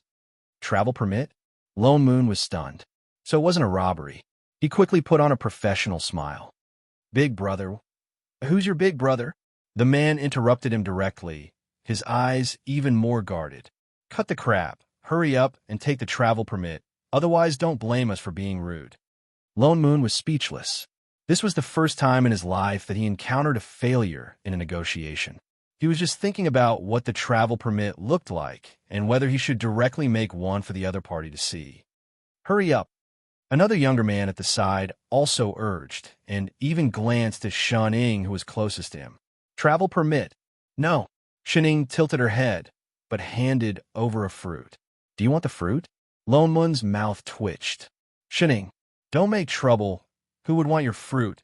And the one in your hand, isn't it the one that wasn't ripe last time? The one that you wanted to give to him but didn't? Can't you show some sincerity when you treat people to food? He was about to explain.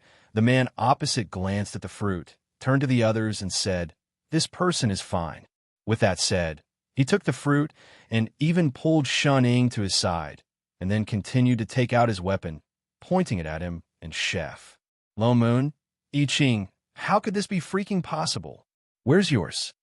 The man continued to look at the two fiercely, grabbed the weapon in his hand, and shouted, "Those without a travel permit are transformed from those man-eating monsters. Catch them." As soon as he finished speaking, the others all took up their weapons, ready to stab. Wait. Lone Moon thought of something in a flash. The corner of his mouth twitched, and then took out a bag of pastries and handed it over. Chef also reacted and took out half a pork knuckle. Those people took it suspiciously, picked it up and tasted it, then put away their weapons. If you have a travel permit, you should have said so earlier. It wouldn't be good if there was a misunderstanding. The leading man looked at the two with some dissatisfaction, as if blaming them for being too slow. He thought for a while and added, "But your travel permits are quite delicious. How do you make them?" Lone Moon, I Ching, are you sure you're checking for directions and not robbing? Alas, the town hasn't been peaceful recently. That's why the checks on the people who come and go are stricter. The man sighed and continued, "You're not from here, right? Please don't be offended. We're doing this for the sake of the town's safety." Lone Moon regained his composure and immediately stepped forward. He resumed his businesslike smile and asked, "You're flattering me. This is how it should be. We can understand. May I ask, big brother, what has happened in this town?" "It's all because of those monsters." The man sighed and said, "Recently, more than a dozen people have gone missing in the town, so we are strictly checking the road passes." "All right, don't stay here any longer. Hurry up and enter the city. It'll be easier to bump into them when it gets dark." After saying that, he waved his hand to urge them. Lone Moon did not continue asking. He pulled Shun-Ing and Chef towards the direction of the town. He vaguely guessed that the monster they were talking about should be something like a demon or a spirit beast, and one that could transform, but he did not know why its food was a road pass. When they reached the town, he looked up. There was indeed some demonic chi left in the town, but the demon might have already left. He turned to a peddler who wrote, selling road passes, and asked. Only then did he know that demons' food was humans, so they usually did not bring other food with them. And most demons retain their bestial nature. They were selfish and protective of their food. They would not share their food with others. So they used this method to distinguish between real and fake. The corner of Lone Moon's mouth twitched when he heard this method. This method could at most identify some little demons who did not understand the world.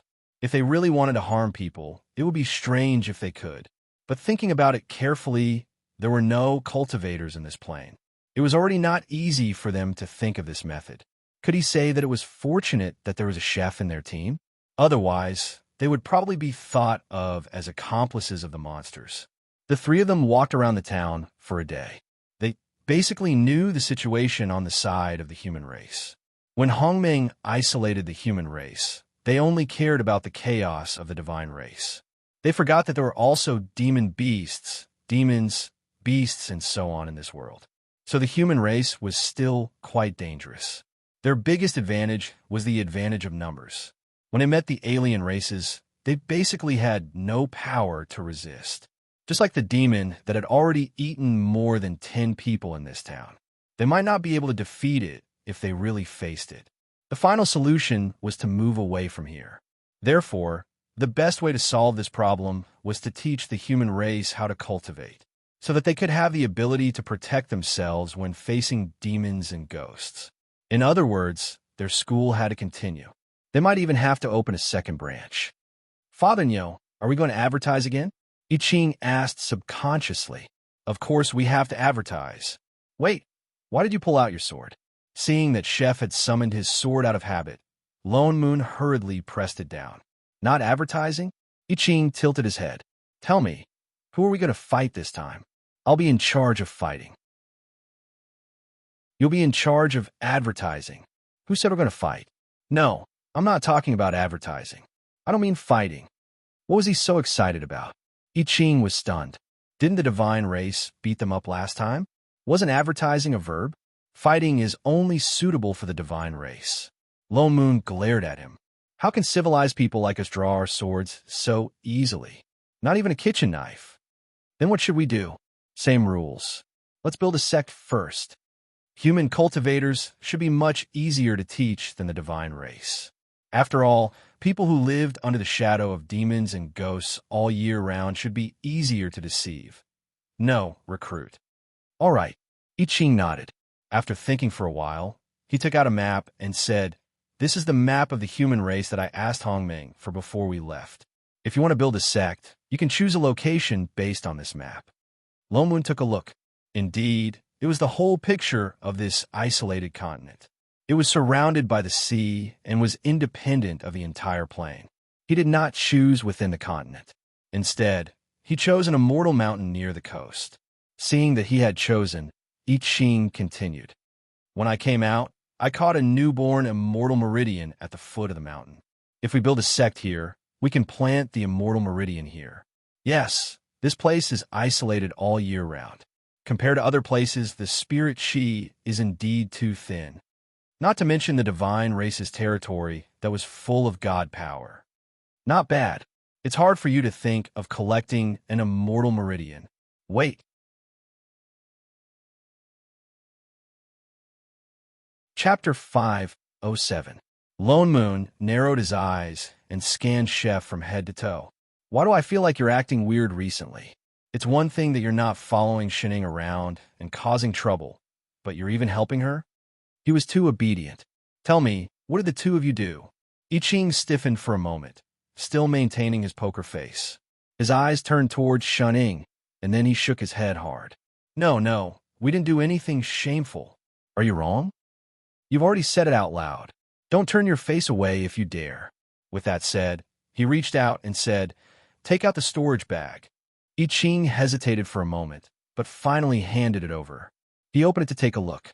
Apart from a pile of ingredients and cooking utensils, there was only a pitiful sword stuffed in the corner. It was so clean that there wasn't even a spirit stone. Lone Moon was still worried. He turned and reached out to Shunning. "And yours? I don't need to go through security check, do I?" Shunning grabbed her bag tightly. "You have to go through security check. All right, you have to return it to me."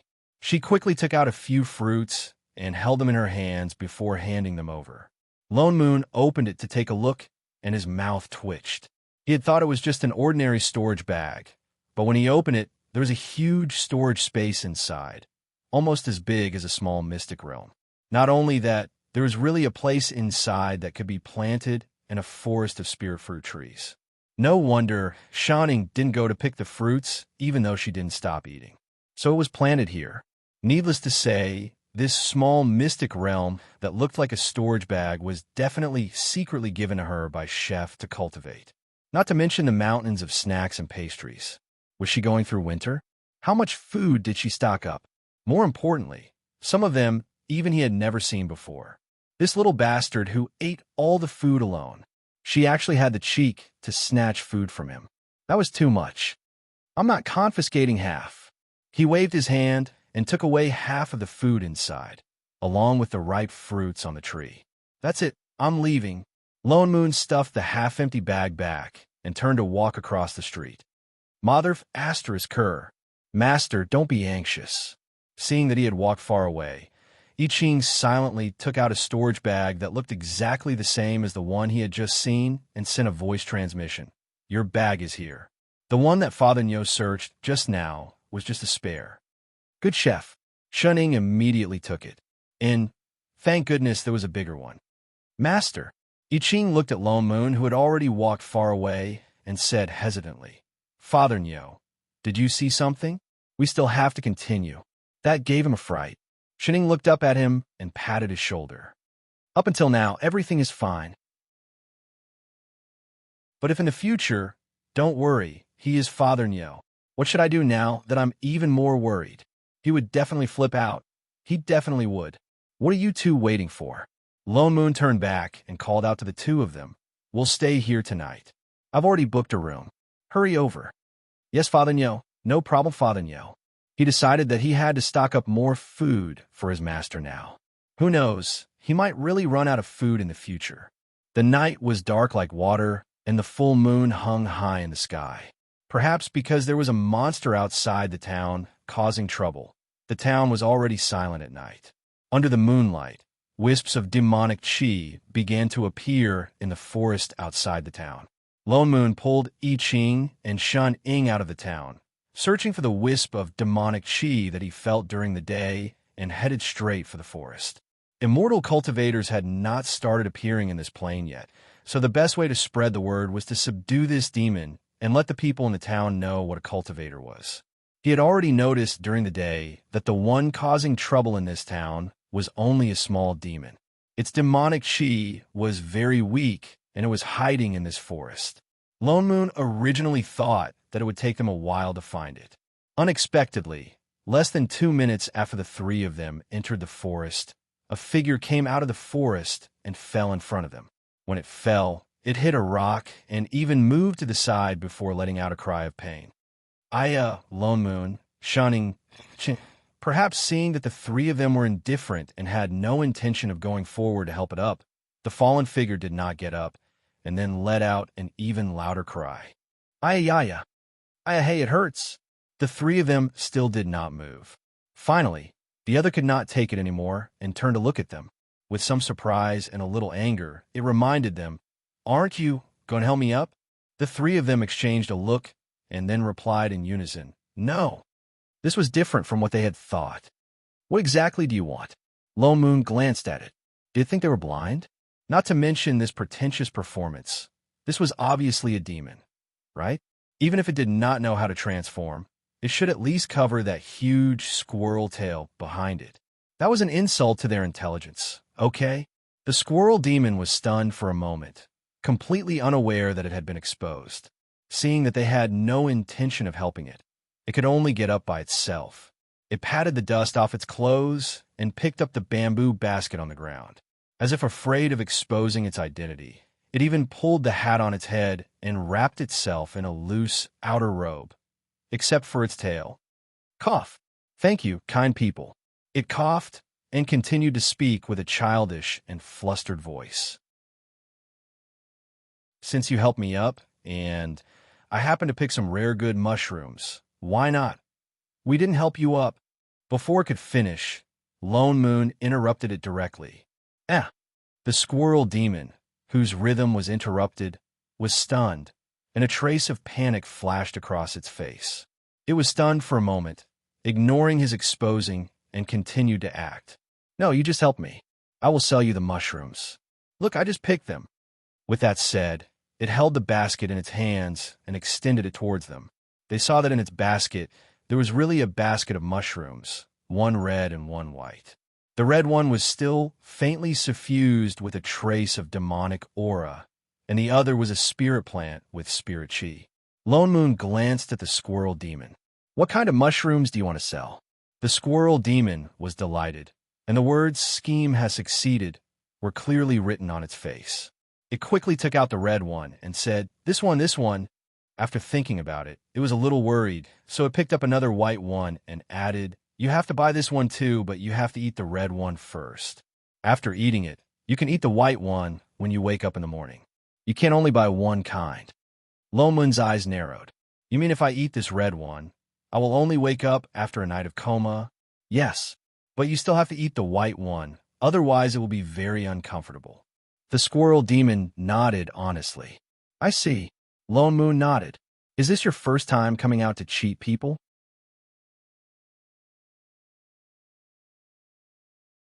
Chapter 508.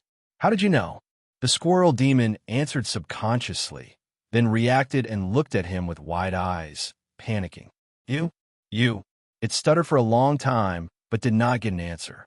Tears gathered in its eyes, and it looked like it was about to cry.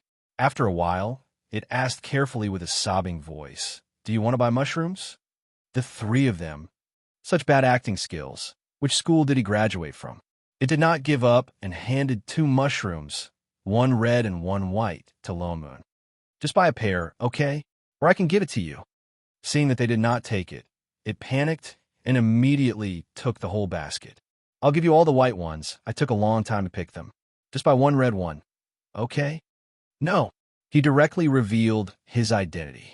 You're a demon, right? How did you know? The squirrel stiffened. A trace of panic flashed in its eyes, but it still held the basket stubbornly. Then do you want to buy mushrooms? No. Was this a retard? It did not forget to sell mushrooms at this time. The squirrel became even more anxious and turned to hand the basket to Shining. Do you want to buy one? Shining looked down. I don't want vegetables. It could only raise it to chef. I don't make vegetables. The squirrel's face turned pale, as if the sky had fallen. The blue chest in its hand loosened, and immediately the mushrooms fell to the ground. The whole demon did not feel good. It sat directly on the ground and broke down crying. Wah, there's no time. Why doesn't anyone buy my mushrooms? Little Flower will be eaten. It's all my fault. I can't save her. It howled in grief, and tears streamed down its face like beans. Its originally short body shrunk into a ball, and its large tail slapped the ground again and again. It did not even care about hiding its identity now. It let its hat fall, revealing 2 drooping triangular ears. Shun, Ing, I Ching, Lone Moon, the demons of this plane were like this? Why did they have a sense of guilt like bullying a child? Don't cry. Lone Moon had a headache and couldn't help but say, I want to cry. It howled even louder. Little Flower is going to be eaten. It's all my fault. I hurt her. Wow. What Little Flower? Hey. If you cry again, I'll take care of you. Is this a child? Accept me. Anyway, Little Flower is gone, and I don't want to live anymore. Wow. Holy shit. Is this little demon addicted to crying? Just as he was about to conjure a hand seal, Shuning stepped forward and stuffed the fruit into his mouth. As soon as the crying stopped, the world fell silent. Mushroom, who wants to eat your Little Flower? Shuning squatted down and asked. The squirrel demon was stunned and looked at her with teary eyes. Holding the fruit in his mouth with both hands, he replied pitifully, I'm a squirrel, not a mushroom. After saying that, he did not forget to hold the fruit in his hands and bite into it while sniffing and answering, It's the Tiger King. He caught Little Flower. There were other demons here. Who is Little Flower? Shining continued to ask. Little Flower is my best friend. The squirrel nodded as if emphasizing. She's like you. She will give me delicious food. When I was still a little squirrel, I lived on the tree next to her house. She would give me a big pine nut every day. He's so good looking. Look, I look just like him now. Lone Moon was stunned. He took a look at its incomplete form. That Little Flower was a human. But later, she was caught by the Tiger King. It looked sad again. The Tiger King said that if I could bring other people back to him, he would return Little Flower to me. I waited here every day, but those people were afraid of me and refused to go back with me.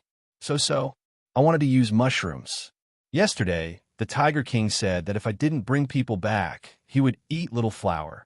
The more it spoke, the softer its voice became, and its head drooped lower and lower. Finally, it looked at them, unwilling to give up. You really don't intend to buy a mushroom? You've already said your purpose. Who would buy it? All right, bring us to that tiger demon. Lone Moon said directly. We'll help you save Little Flower. If he guessed correctly, that tiger demon was the one that had been causing trouble in the town recently. And this squirrel didn't have any bloody resentment on it. It seemed that it had never harmed anyone. The Little Flower he was talking about should also be a human. Really, its eyes lit up and then darkened again. But the Tiger King is very powerful. Lone Moon couldn't be bothered to explain to it. He directly picked it up with one hand and flew up on his sword. Where? The squirrel was startled and quickly hugged its tail, then weakly pointed to the right. The few of them flew in the direction pointed by the squirrel. The tiger demon's lair wasn't far. They arrived in less than 2 minutes. Before they got close, they smelled a strong, bloody smell from afar. It even overshadowed the demonic aura that wasn't very strong. Lone Moon looked at the cave entrance that emitted an unpleasant stench, frowned, and walked in. The squirrel was already scared out of its wits. It slipped to the back, thought about it, and turned to hide behind Shuning. Those who gave it fruits were all good people. Once they entered the cave, the bloody smell inside was even stronger and even a little choking. There was a faint cracking sound under their feet. I Ching turned his hand and summoned a ball of fire. It instantly lit up the cave. The cave wasn't very big, and one could see everything at a glance. The tiger demon wasn't in the cave. The whole cave was filled with bones of all kinds of beasts, but more of humans. Some had become white bones, and some still had flesh and blood, emitting waves of stench. Great, the Tiger King isn't here. The squirrel looked happy. He rushed out in an instant and began to search in the cave. Little Flower, where's Little Flower? I'm here to save you, Little Flower. It shouted for a long time, but there was no response. It began to search in a panic, and even began to pick up the bones on the ground. Lone Moon frowned, grabbed the squirrel demon, and dragged it out. Let's go out first. No, I want to save Little Flower. The squirrel struggled, but was still dragged out. Let me go. There's no living person inside. Lone Moon glared at it and sighed. How long has your Little Flower been caught? The squirrel was stunned, and then counted with his fingers. 4, 5, 6. I don't know, but the Tiger King promised to let me exchange for her. She must. She's long dead. Looking at the situation in the cave, the tiger demon wouldn't leave anyone alive at all. It was just lying to this squirrel. Chapter 509. No, it can't be. The color drained from the squirrel's face, and the tears in his eyes began to gather again. The tiger demon clearly said that it can be changed back before the sun rises. Clearly. Wah! Ugh! Seeing that it was about to start howling again, Lone Moon was quick to react and stuffed a fruit into its mouth. Demons were good demons, but they were too noisy. I say, little mushroom, you. He was just about to say a few words when he suddenly felt a burst of demonic aura coming from the left side of the forest. It's in the direction of the town. I Ching reminded. Go back. Lone Moon picked up the squirrel demon, turned around, and flew in that direction on his sword. Before he got close, he heard a loud bang, and there were faint cries of horror. Outside the town wall, a huge tiger suddenly appeared, and it looked like it was already at the 5th level. Its original body was about the same height as the city wall, and at this time, it was using its front claws to attack the thick city wall.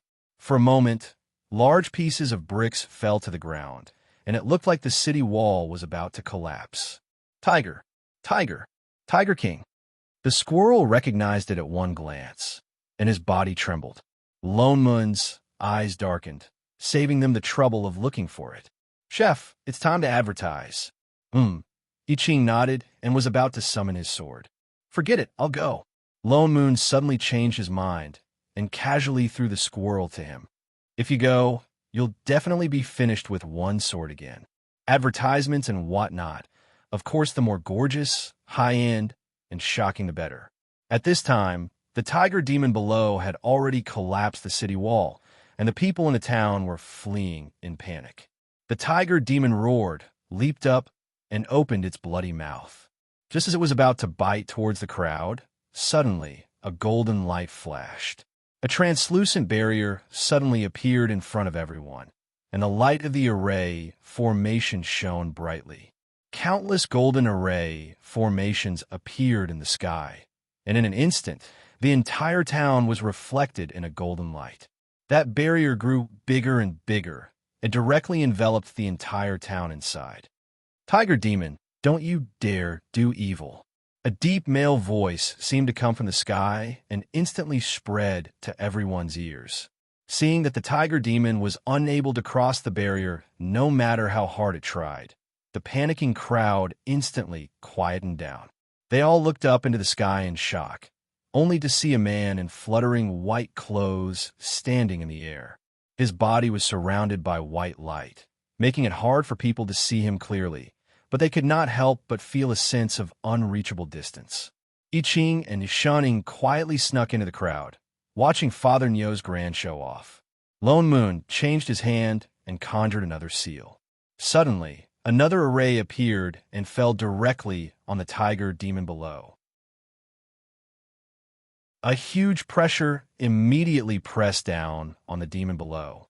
The tiger demon could not stand steadily and was about to be suppressed to the ground.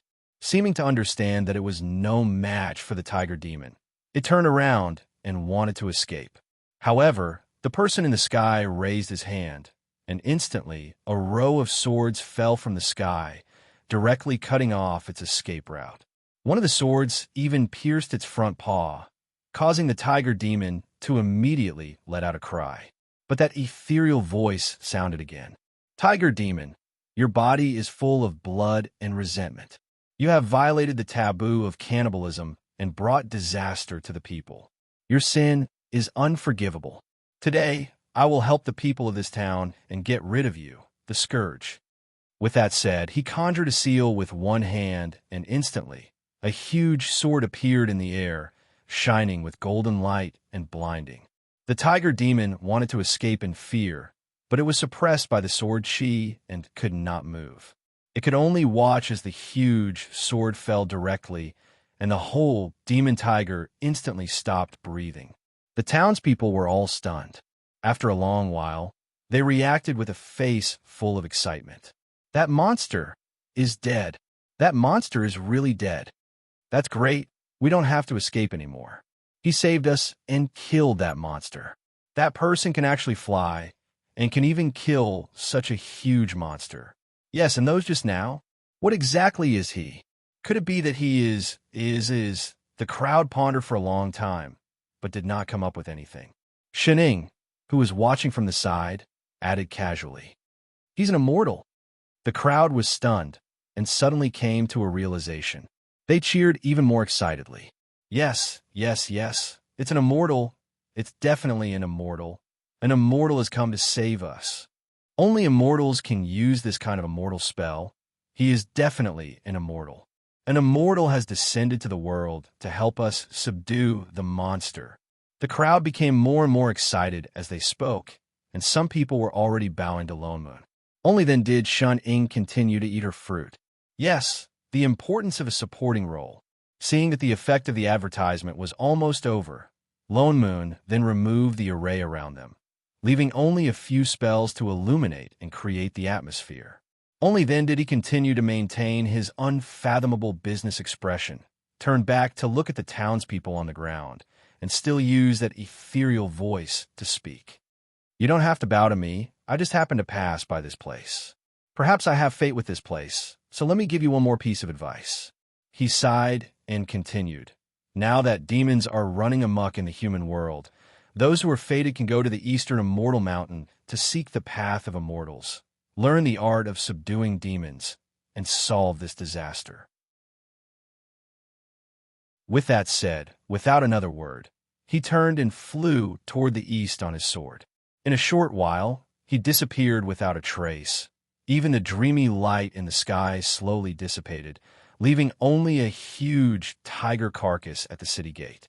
Everyone looked at each other and began to recall the words of the immortal before he left, to seek the path of immortals, to learn the art of subduing demons. Did the immortal mean that mortals could also learn immortal spells? Everyone's eyes lit up, their faces full of eagerness, 100 miles away. Can we go home and cook? Shun Ing laid lazily on a rock at the side, not wanting to move anymore. Of course not. Lone Moon refused.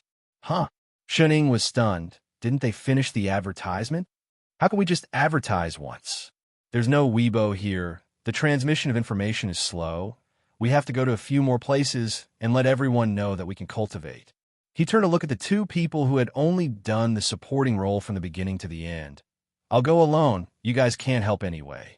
With that said, he tore the person from the rock and threw her to Chef. You guys go to the place you chose last time, plant the Immortal Meridian, and build the sect first.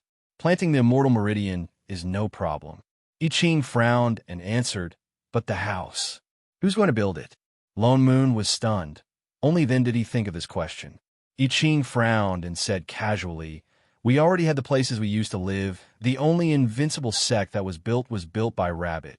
Now there's no Rabbit here. With that said, 3 pairs of eyes immediately turned to look at a certain little squirrel selling mushrooms. The squirrel trembled and immediately shook his head like a drum. I only know how to plant mushrooms. What's the use of you?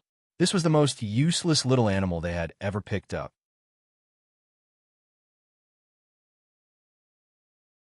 Chapter 5:10. Perhaps the disdain in their eyes was too obvious. The squirrel could only add weakly, "How about I build a nest for you?" He still knew how to build a nest. A very big one. The 3. Who wants to live in your nest? Forget it. Lone Moon took out a white box and handed it to I Ching. This is a cave abode that Fatty made when he was practicing last time. It's not big, just make do with it. He took out a summoning amulet and asked Fatty to come over as soon as possible. "I'll meet up with you in a few days." Also, he pointed at the squirrel demon. "Find a place to release this mushroom." He explained everything, focusing on shunning before summoning his flying sword. Just as he was about to fly away, he gritted his teeth and turned back, taking out the snacks he collected from shunning last time and stuffed them back. "Stay here and eat your fruits. Don't lose them again." Shen Ying's eyes lit up. "Yes, Father Nyo, no problem, Father Nyo." Lone Moon then turned and flew away with the expression of a worried old father. He was tired to death for his troublesome children. For mortals who had not come into contact with immortal cultivation, it was quite easy to deceive. No, it was quite easy to advertise. Lone Moon only set up a few small spells everywhere and subdued a few troublesome demon beasts along the way.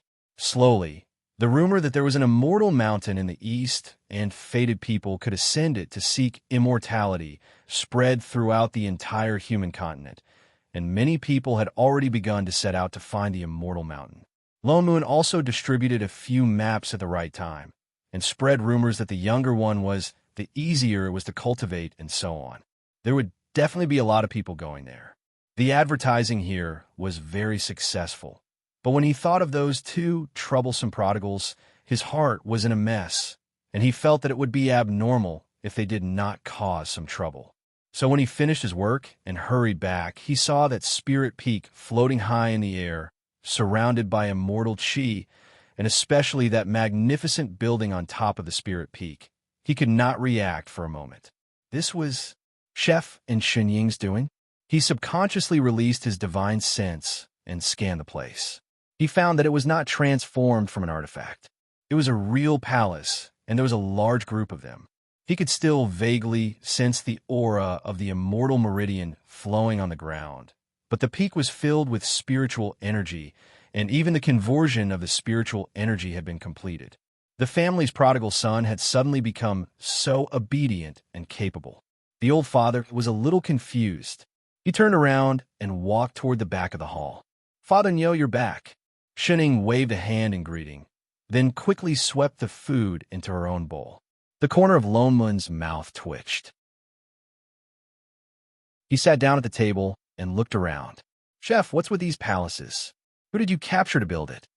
"I didn't capture anyone," I Ching answered seriously. "It was all built by Master."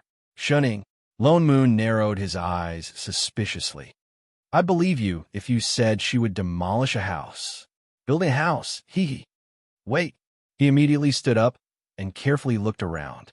He was too shocked just now to notice. "Why do I feel that the layout of this house is a little familiar? Why does it look a little like Hongming's?" "You guessed right. It's Purple Night Palace." I Ching answered seriously. "You pulled Hongming over and made him build one just like that?" "That's not it." I Ching shook his head. "Master said that building a house is too troublesome. Anyway, Hongming has ready-made houses. We can just move it over and use it." "So," the corner of Lone Moon's mouth twitched. "You move the entire Purple Night Palace over? That's the fastest way. Can I ask, what's left over there?" I Ching thought about it. There's still the square in front. After all, there were still many divine beings who had not woken up from their meditation. Lone Moon was silent for a while, then took a deep breath. "Chef." He clenched his fists by his side and patted Lone Moon's shoulder. With a serious face, he raised his thumb. Good job. I Ching, shunning. After teaching for so many years, these two finally had some of her old father's true teachings. She was a little gratified. On the other side of the sea, Purple Night Palace was left with a bare mountaintop. Hong, bankrupt Meng stood on the empty square, feeling a sense of desolation in his heart.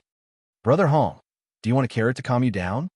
Rabbit could not bear to leave, so he handed a carrot over. Hong Meng, one may not be enough. It's all right. I'll give you a basket. With the housing problem solved, Lone Moon had a peaceful meal. He was just about to ask about the spirit chi here. After all, Purple Night Palace was originally Hong Meng's palace. This place should be filled with God power. Cultivators definitely could not withstand God power directly. Even immortal chi was not very suitable at the beginning of cultivation. Actually, spirit meridians were the best. But this plane had just been opened. Immortal meridians and God power were everywhere. Spirit meridians, which were relatively rare, were hard to find. He was still thinking about what kind of array to set up after planting the immortal meridians to convert the immortal chi into spirit chi. He did not expect Chef and the others to solve this problem in advance. Just as he was about to speak, Fatty walked in. Seeing him, he was instantly delighted. Master, you're back. He walked over quickly. Behind him, a small figure carrying a basket followed. Lo Mu nodded. He glanced at the figure beside him and turned back to look at Chef. Why is this mushroom still here? Didn't you release it? The one beside Fatty was that squirrel demon. I'm very useful. Mushroom stepped forward and hurriedly said, I know how to grow mushrooms. Who want your mushrooms? Lone Moon frowned. Master, the mushrooms it grows have the effect of converting immortal chi. Fatty hurriedly explained. The spirit chi here is all converted by the mushrooms it grows. It can convert immortal chi. Lone Moon was shocked. He turned to look. There were indeed a few mushrooms growing in the courtyard. One look, and he knew that they were created by sorcery. They were emitting faint spirit chi. What's going on? How could demons have such an ability, unless it's not an ordinary demon? I Ching said in a low voice. Lone Moon scanned the squirrel demon from head to toe. He raised his hand and conjured a seal. The squirrel's body shook and instantly changed back to its original form. The basket in its hands fell with a thud. It happened to cover its body and its big tail. The squirrel began to struggle in a panic. Fatty hurriedly opened the basket and rescued it. It seemed to be scared out of its wits. It quickly climbed onto Fatty's shoulder and hid behind him. It stared at Lone Moon with a pair of big, teary eyes.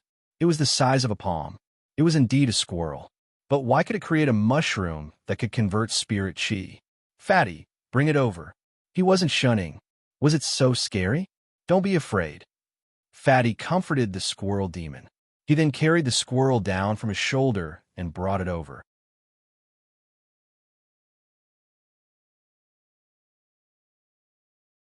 Chapter 511. Lone Moon adjusted a bit of immortal chi and reached out to touch the squirrel's forehead. After checking its body, his eyes widened. Spirit chi. This squirrel demon's meridians were filled with spirit chi, and there was no demonic chi at all. He had thought that it was a little demon that had just gained sentience, which was why its demonic chi was so weak. It turned out that it did not have any at all, and the aura of the wood spirit chi was vaguely familiar, just like a carrot. You're a vegetation spirit? Lone Moon was shocked. Only vegetation spirits could communicate with all plants, so it was not strange that they could create mushrooms that could convert spirit chi. But he immediately denied it. No, I'm really a squirrel. Didn't it eat a big pine nut? Shen Ing suddenly said. Lone Moon paused and then reacted. You've eaten vegetation spirits before? Vegetation spirits actually did not have a specific shape. After gaining sentience, they could change their shape according to their own will, like a carrot. It was only because Shen Ing kept calling it a carrot that it grew more and more like a carrot. The squirrel said that the big pine nut that little flower gave it to eat should be a vegetation spirit that had not yet gained sentience. That was why it became a demon and had wood spirit chi all over its body. Its level was still low now, so it could only plant all kinds of mushrooms. When its cultivation level increased, as long as it had seeds, it would probably be able to plant all kinds of immortal herbs. Who knew how many cultivators would fight over it? Master, Fatty could not help but speak up. It's a little demon with nowhere to go. If it goes out, it will probably become food for other demons. Let's stay here. I will take care of it. Lone Moon glanced at Fatty. Was he thinking about his own situation? So he sympathized with this squirrel? Suddenly, he wanted to ask, do you still remember the rabbit at Daming Lake? If you want to stay, then stay. This would save him the trouble of setting up a new array and converting spirit chi. Fatty was instantly delighted. Just as he was about to say something, Lone Moon changed the topic and added, the fee for taking care of it will be deducted from your account book. Fatty tripped and almost fell. He felt that the burden, debt, on his shoulders had become even heavier. But Lone Moon sat back down. Don't think that just because you call me master, you don't have to pay your debt. He was not willing to take care of just anyone. Shun Ing and Yi Qing. Calmly munching on the food, the immediate family expressed that they had nothing to fear. A few months later, on the open space on the east side of the continent, a dense crowd had gathered. Most of them were children around the age of 10, but there were also youths in their 20s or 30s. Some wore gorgeous clothes, while others were in tatters. They seemed to be people from all walks of life, and they were all looking around excitedly. These were the first batch of people who had heard the news and gathered here to try their luck. Recently, a rumor began to spread in various countries in the human world. At noon today, a celestial mountain would appear and accept disciples. Those who were fated could enter the mountain to cultivate. They would have the opportunity to learn extraordinary skills and might even ascend to become an immortal. Although this rumor came from a strange place, there were still many people who came from afar to witness this so-called celestial mountain. However, when they arrived, they didn't see a celestial mountain. They only saw a strange stone by the sea. On it were the words Celestial Ascension. The words glowed with a faint golden light. It didn't seem ordinary. What a mortal mountain. It's just a piece of rock. Some of the people who had come from afar couldn't help but feel disappointed when they saw that. Yeah, we're the immortals. They made us come all the way here. Why don't we come out to take a look? It seems that all the things about cultivating to become an immortal are lies. Although there are many people here, most of them didn't really come to become immortals. Instead, they were here to watch the show. In the end, they didn't see the show and only saw a piece of rock. It was inevitable that they lost their patience and wanted to leave. However, there were still more people who stayed, including some who had actually seen the immortals. You can't say that. Didn't you say it was noon? It's not time yet. Yeah, I've seen the immortals with my own eyes. The celestial mountain must be here. That's right. Maybe it's because we are mortals and haven't seen it at all. Everyone thought about it and agreed. Since they were already here, they didn't mind waiting for a few more days. The sun rose higher and higher, and the surrounding temperature also became hotter. The crowd that had gathered decreased a little. Soon it was noon. Apart from that piece of rock, there was still no celestial mountain, let alone immortals. Everyone revealed a disappointed look. It's a lie indeed. Someone couldn't help but curse. I don't know who spread the rumor. I must find the culprit and beat him up. With that said, he lifted his leg and kicked the strange rock beside him. But there was a loud bang, and the rock instantly emitted a blinding light that shot into the sky. The person was so scared that he fell to the ground. The restless crowd suddenly quietened down. They widened their eyes and looked at the scene in front of them in shock. They saw the golden light on the rock suddenly spread to both sides. As if a layer of curtain had been lifted, the sky suddenly shook. The coastline, which was originally a straight line, suddenly changed. Suddenly, mountains appeared hidden in the clouds. And above the mountains, a huge floating peak hung high in the sky. The peak was surrounded by clouds and mist, and the ground was bathed in sunlight. One could faintly see a magnificent palace on the top of the mountain. Immortal mountain. It's an immortal mountain. Someone exclaimed loudly. Everyone stared at the mountain floating in the sky. There was no longer any doubt in their hearts. So there really was an immortal mountain. At this time, in the main hall, who placed the spirit testing stone under the mountain? Lone Moon turned and asked. The advertisement had almost gone to waste. It's me. Fatty raised his hand weakly. Why did you block the entrance with a spirit testing stone? He had no choice but to open the protective mountain array. Did he know how many spirit stones it would cost to open it? Master, didn't you say that we need to select disciples with spirit roots before we can go up the mountain? Without spirit roots, one could not cultivate. Fatty lowered his head weakly. In the past, all the immortal sects did this. Lone Moon stiffened. Forget it. Put down the immortal ascension ladder. He silently made another note on Fatty's debt. Yes, master. Fatty stood up and took out a stone Dharma artifact. He was just about to throw it out. Wait, Lone Moon added. Add another spirit selection array. That way, people without spirit roots could not go up, and there would be no need for the spirit testing stone. Fatty nodded and added an array on the Dharma artifact. He activated his spirit chi and threw it out. At the seaside below, a white path suddenly appeared in front of everyone's eyes. It meandered towards the mountain in front of them. It's the path to the immortal mountain. Someone exclaimed. Only then did everyone seem to wake up from their stupor and scramble to run towards the road. But the moment they stepped on the path, some people ran further and further away, while some people whizzed back to where they started. No matter how hard they tried, they could not pass.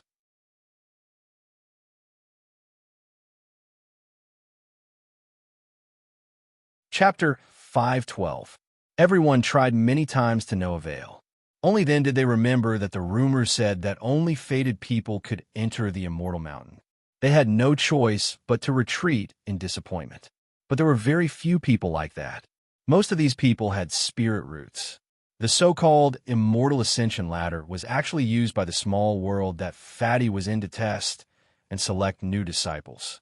Different from the three azure realms, the sacred arrival world that Fatty was in had very few people without spirit roots. Immortal sects had a lot of resources and were naturally very strict about taking in disciples. Not only did they have to look at spirit roots, they also had to look at potential, enlightenment, and other aspects. On the immortal ascension ladder, there were many sorcery that could affect one's state of mind. The clearer one's mind and the more determined one was, the faster they could reach the top. Indeed, the people who had originally rushed up the immortal ascension ladder at the same time had already created quite a distance between them. The people who had originally been in front were all young and strong men. In less than 7 minutes, most of them had fallen behind. Moreover, most of them were panting and sweating profusely. But the women and children who had fallen behind had caught up. Especially the children who were under 10 years old. They did not look tired at all. Instead, they looked back curiously at the seemingly breathless adults. After a quarter of an hour, apart from the 5 or 6 adults who were in front, the rest were all children. How much longer do we need before we can come up? Lone Moon asked casually. Fatty glanced at him and said, We might need another hour. That wouldn't take too long. It should be over soon. Where are those 2 rascals? He turned around and realized that Chef and Shining were not in the main hall. Master, have you forgotten? Fatty reminded him. It's noon now. They want to have lunch. The corner of Lone Moon's mouth twitched. Mother asterisk her, these 2 rascals. Father Nyo, it's time to eat. Just as he was thinking, Chef's voice sounded in his ear. Oh, there's no need for Fatty. I didn't cook for him. All right. Seeing that they still knew to call him, he would not deduct their food expenses this time. Fatty, why did he send a voice transmission as well? He did not want to know. The distance between the people on the immortal ascension ladder increased. The people at the back looked more and more pathetic. Some of them could not even stand. Many people chose to give up and turn back. However, the moment they turned around, the immortal ascension ladder automatically teleported them back to the seaside. Hence, there were fewer and fewer people on the immortal ascension ladder. This was also Lone Moon's initial thought. The main purpose of the people he chose this time was not entirely to establish a sect, take in disciples, and teach them immortal cultivation. Instead, it was to pass down cultivation techniques to the human world. Therefore, not only did these people have to learn it, but they also had to pass it on to more people in the future. This allowed the human race to have the ability to protect themselves in the primordial world, where the heavenly Tao had yet to be completely established. In modern terms, it was to let some people get rich first, and then lead everyone to get rich together. Therefore, there was no need to recruit too many disciples, just a few would do. However, they were all going to become grandmasters in the future, so the selection process was naturally very strict. 15 minutes later, there were only a few figures left on the immortal ascension stairs. Most of the children were around 10 years old, and upon closer inspection, there were 20 to 30 of them. Next were young women, and there were only about 10 of them left. The ones with the least were the strong men who had been the fastest at the start. What was amazing was that there were 2 older men among them. However, they were not at the bottom of the group. Instead, they were walking behind the 2 children. As for the 2 children, they were walking at the back of the group. They were also the most exhausted. They were a boy and a girl. Among all the children, only the little boy was panting and sweating profusely. It was not because of the array formation, but because he was carrying a little girl on his back. The 2 of them were about the same age. Naturally, it was difficult for him to carry her, but he still persisted. The only person left in the main hall, Fatty, looked at the 2 of them curiously. The little girl's face was pale and sickly. One look, and he could tell that there was something wrong with her body. From time to time, she would take out a small handkerchief to wipe the boy's sweat. The 2 of them seemed to be related by blood. They were probably siblings. Perhaps because the 2 of them were so special, Fatty could not help but look at them. They were still a distance away from the peak. The immortal ascension stairs would only be open for 2 hours. If they were lucky, they should be able to reach the top. At this moment, the person walking at the front was almost at the top. Fatty thought of the squirrel demon who was still planting mushrooms at the entrance. With a turn of his body, he teleported to the entrance of the mountain. Indeed, a child who was not even 10 years old, with a pink face, had already appeared at the entrance of the mountain. The squirrel demon, who was diligently planting mushrooms at the side, jumped in fright. The spirit chi in his body surged out uncontrollably. With a few spluttering sounds, the ground around him was instantly filled with mushrooms. Monster! The child was shocked. Perhaps because he was too young, he did not know fear. Instead, he pointed at the squirrel demon and shouted. He even wanted to reach out to grab the squirrel demon's huge tail. Mushroom! Fatty called out and walked over. Great immortal! The squirrel demon threw the mushroom that had fallen to the ground and hid behind Fatty. He looked at the child at the entrance of the mountain with an aggrieved expression. The child was stunned. Perhaps he recognized Fatty's identity. He immediately bowed respectfully. Chisu Nation's Lu Zheng greets Immortal Elder. His eyes were still looking curiously at the squirrel demon beside him. Fatty nodded and pointed to the empty space beside him. You are the first person to reach the top. Wait at the side first. When the people behind you come up, I will bring you to see Master. Yes, Immortal Elder. Lu Zheng obediently stood to the side.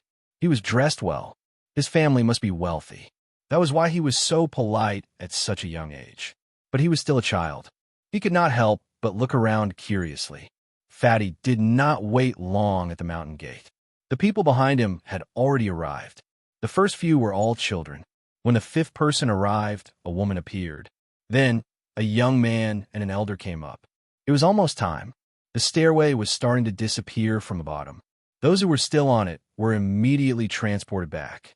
Just as the stairway was about to disappear completely, the boy carrying the little girl finally arrived. When he saw the mountain gate, his expression lit up. He seemed to use all his strength as he quickened his pace, wanting to climb the last few steps. Suddenly, a tall man rushed out from behind him. At this point, the stairway was about to disappear. He also quickened his pace. As if annoyed that the child was blocking his way, he pushed the person in front of him aside. Out of the way. Then at the last moment, he reached the top of the mountain. When he looked up, he saw Fatty surrounded by immortal chi. Before he had time to rejoice, his figure flashed, and he was transported back to the seaside.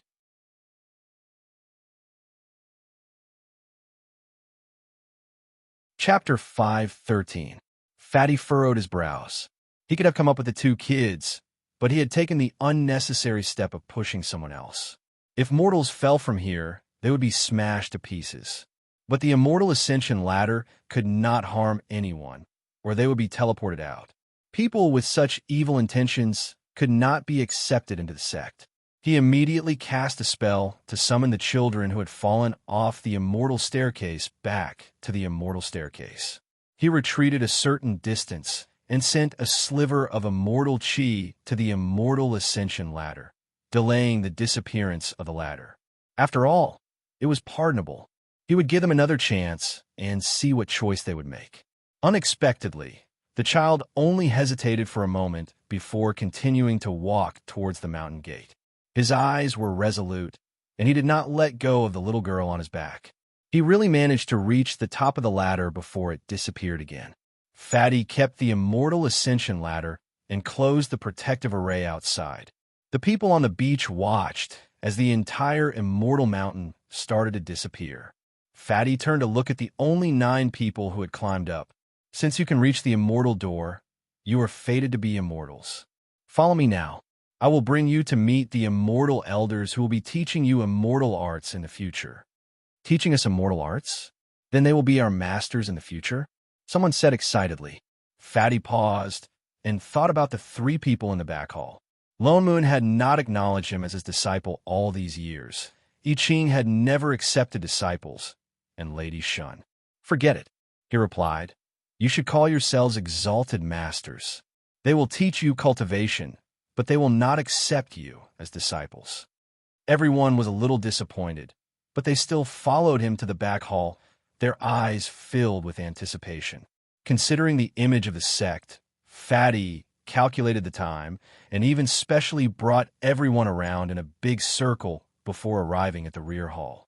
As expected, they had already finished eating. From afar, they could see 3 people sitting in the courtyard.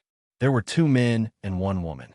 The man on the left was drinking tea, while the woman in the middle was leaning on a chair, chewing on a fruit. The other man was pouring tea for her. Apart from the woman in the middle, the other 2 were surrounded by immortal chi. Master, Fatty looked at Lone Moon and said, the selected disciples have arrived. There are 9 in total. 9? Lone Moon paused. What a coincidence. The first batch of Invincible Sect disciples also consisted of 9 people. He scanned the group. Apart from 3 adults, the rest were all little radishes. Greetings, immortal elder. The 3 adults cupped their fists and bowed. The other children followed suit and bowed as well. Yes, Lone Moon nodded. He put down the cup of tea in his hand and stood up. Since you have passed the test of the immortal ascension ladder, you have officially entered the immortal sect. Everyone's eyes lit up. They were even more excited than before. Nowadays, demons are running amok in the human world, and there are even more dangers in the outside world that you can't even imagine. I'm teaching you the art of cultivation because I want to wait until you've mastered it before you can establish your own sects and raise even more cultivators to resolve the dangers in the world. Lone Moon spoke his mind directly. That's why I hope that all of you will work hard in your cultivation in the future. Only then will you have the ability to teach others. Yes, immortal elder, they replied in unison. Yes. Lone Moon nodded and introduced himself. My Taoist name is Lone Moon. That's I Ching. The one beside him is not important. He would not remember them anyway. Shun Inc., son of a B asterisk TCH. From tomorrow onwards, we will officially teach you the art of cultivation. Today, all of you can first. Lone Moon was just about to make arrangements for their accommodations. Immortal elder, a child on the right, suddenly cried out. With a plop, he knelt down in front of Lone Moon. Immortal elder, please save my younger sister. As long as you can save her, I will do anything you want me to do. With that said, he began to kowtow to Lone Moon. Beside him was a little girl who seemed to be in a daze. She seemed to be unable to stand on her own and was being supported by an adult girl beside her. Lone Moon looked questioningly at Fatty. Fatty hesitated for a moment. It was obvious that he did not know what was going on, but he added, "This child's younger sister seems to be ill." He carried her on his back all the way up the immortal ascension ladder. "Oh." Lone Moon looked at the child on the ground. "Tell me, what exactly happened?" Replying immortal elder, the little boy replied immediately. "A few years ago, my younger sister was accidentally bitten by a monster. Since then, she has been unable to walk. The villagers all said that she was an inauspicious person and would bring disaster. They chased us out. Immortal elder, you are an immortal. You must have a way to cure my younger sister, right? I beg you, please save her." You climbed the immortal ascension ladder just to cure her. Lone Moon glanced at the little girl and fixed his gaze on her legs. He could tell at one glance that her legs had been invaded by demonic aura. That was why they had become like this. However, it was not very serious. "Yes." The little boy nodded vigorously. "Then what if I let you choose between cultivation and curing your younger sister?" Lone Moon asked. The little boy was stunned. He did not expect Lone Moon to say this. He turned back to look at the little girl behind him and gritted his teeth. "I choose my younger sister. Immortal elder, please grant me my wish." Lone Moon nodded. This was a good child.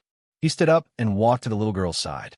He lifted his hand and dispelled the demonic aura on her legs. The little girl hesitated. Suddenly, she felt that her legs had regained strength. She subconsciously stood up straight. Her eyes widened in disbelief. "Brother, I can walk now." The little boy was ecstatic. He immediately pulled his younger sister to kneel down with him. "Thank you, Immortal Elder. Thank you, Immortal Elder. There's no need." Lone Moon reached out to support him. "You're so young. For you to go so far for your loved ones, you can be considered." He had wanted to praise him, but he suddenly felt something strange in his hand. Alarmed, he pulled the little boy up and examined him carefully. He even released a wisp of sword chi. Indeed, in a short while he felt a tiny trace of sword chi rebound from his body. Holy shit, an innate sword embodiment. He actually had the same constitution as Chef. This was an innate sword cultivator's constitution, the kind that would not go astray. He immediately pulled the little boy back and said seriously, "I've decided to take you in as my disciple. Come, call me master." With that said, he shot a look at the master and disciple behind him. "Shinning, I Ching, Fatty, didn't you say you wouldn't take in disciples?" Fatty felt bitter. Lone Moon did not expect that he would meet an innate sword embodiment just by doing some advertisement. Thinking of the teaching history that he had been through, his stomach filled with bitterness. Forget about the body cultivators in the sect.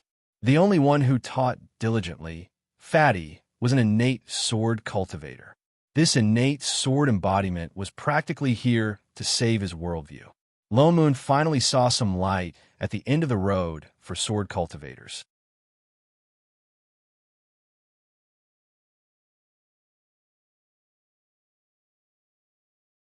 Chapter 514.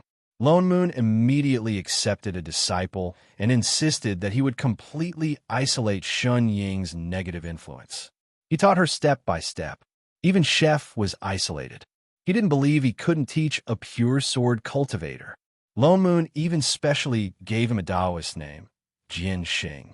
It meant the prosperity of the sword cultivator business. Anyway, these people were going to go out in the future and establish their own sections. By then, he would establish a sword cultivator sect. Just thinking about it made him happy.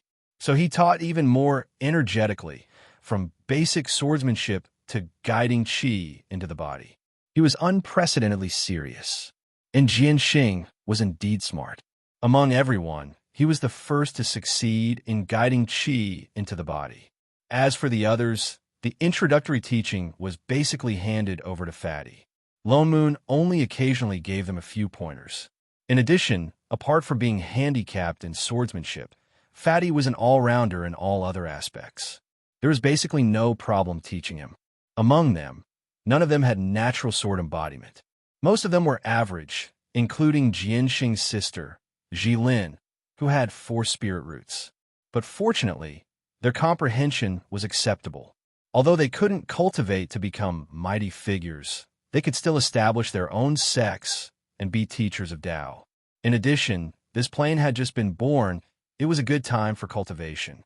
As long as they didn't slack off, it wasn't very difficult to become immortal. Fatty was obviously much more reliable than Lone Moon, who had fallen into the sword cultivator syndrome. After observing everyone's preferences for a few months, he began to teach them in a targeted manner. Only when there was a problem with swordsmanship would he ask I Ching to come out and help out. So everyone in the sect threw themselves into the business of cultivation, except Shuning. As a 10,000-year-old mascot, Shun Ying's contribution to the sect had always been only one mission: watering. In the past, with Radish around, she had to go to the back mountain to water it every day. Now that Radish was replaced by mushrooms, she had to water the mushrooms planted by the squirrel demon every day. Perhaps because of a fruit from before, the squirrel had a good impression of Shining. In addition, the immortal meridian on this mountain happened to be planted in the back mountain. The squirrel had to plant mushrooms near the immortal meridian every day to completely convert the immortal chi into spirit chi. The general process was for the squirrel to plant in front and she to water in the back. After planting, she nibbled on her fruit and he ate his pine nuts. It was a tacit understanding. "Greetings, immortals."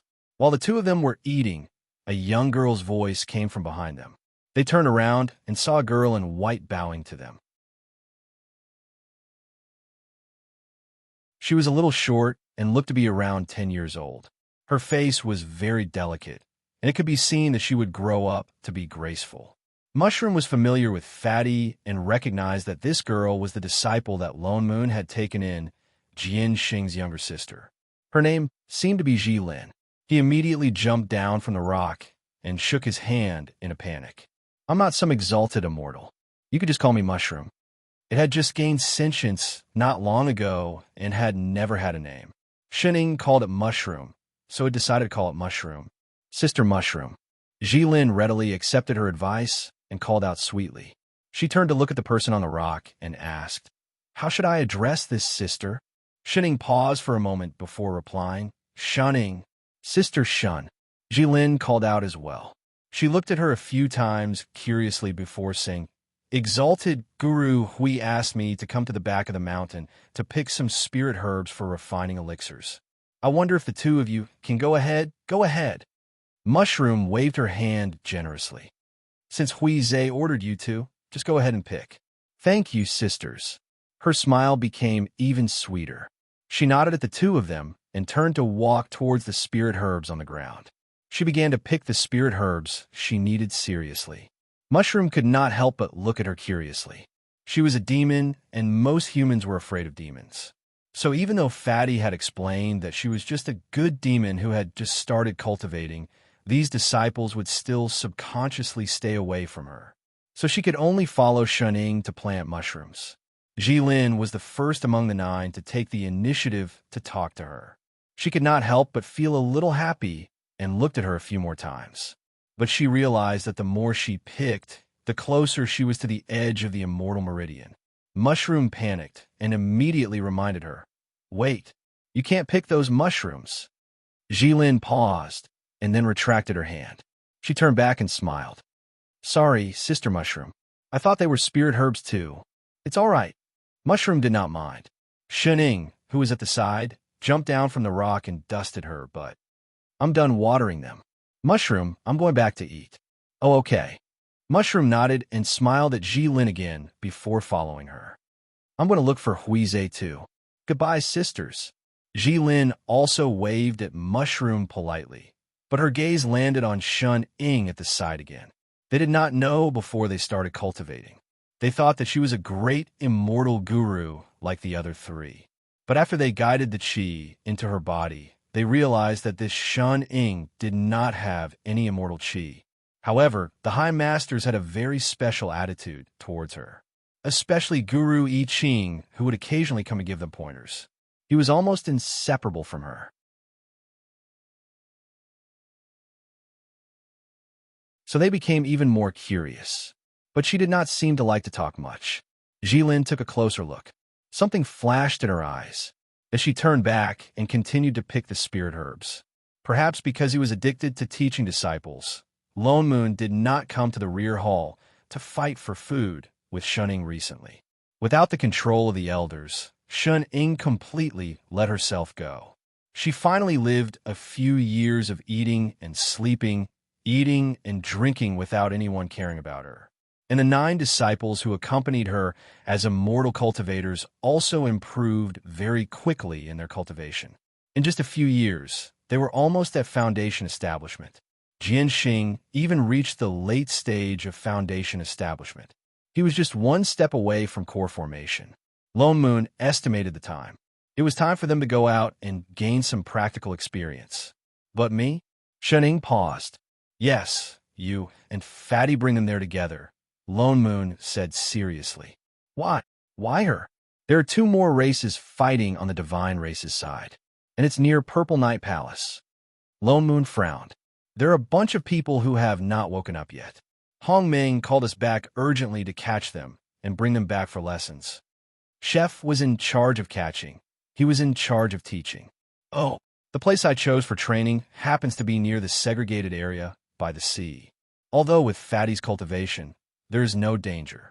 But after all, the rules of this plane have not been formed yet, and these disciples are going out for the first time. You go just in case.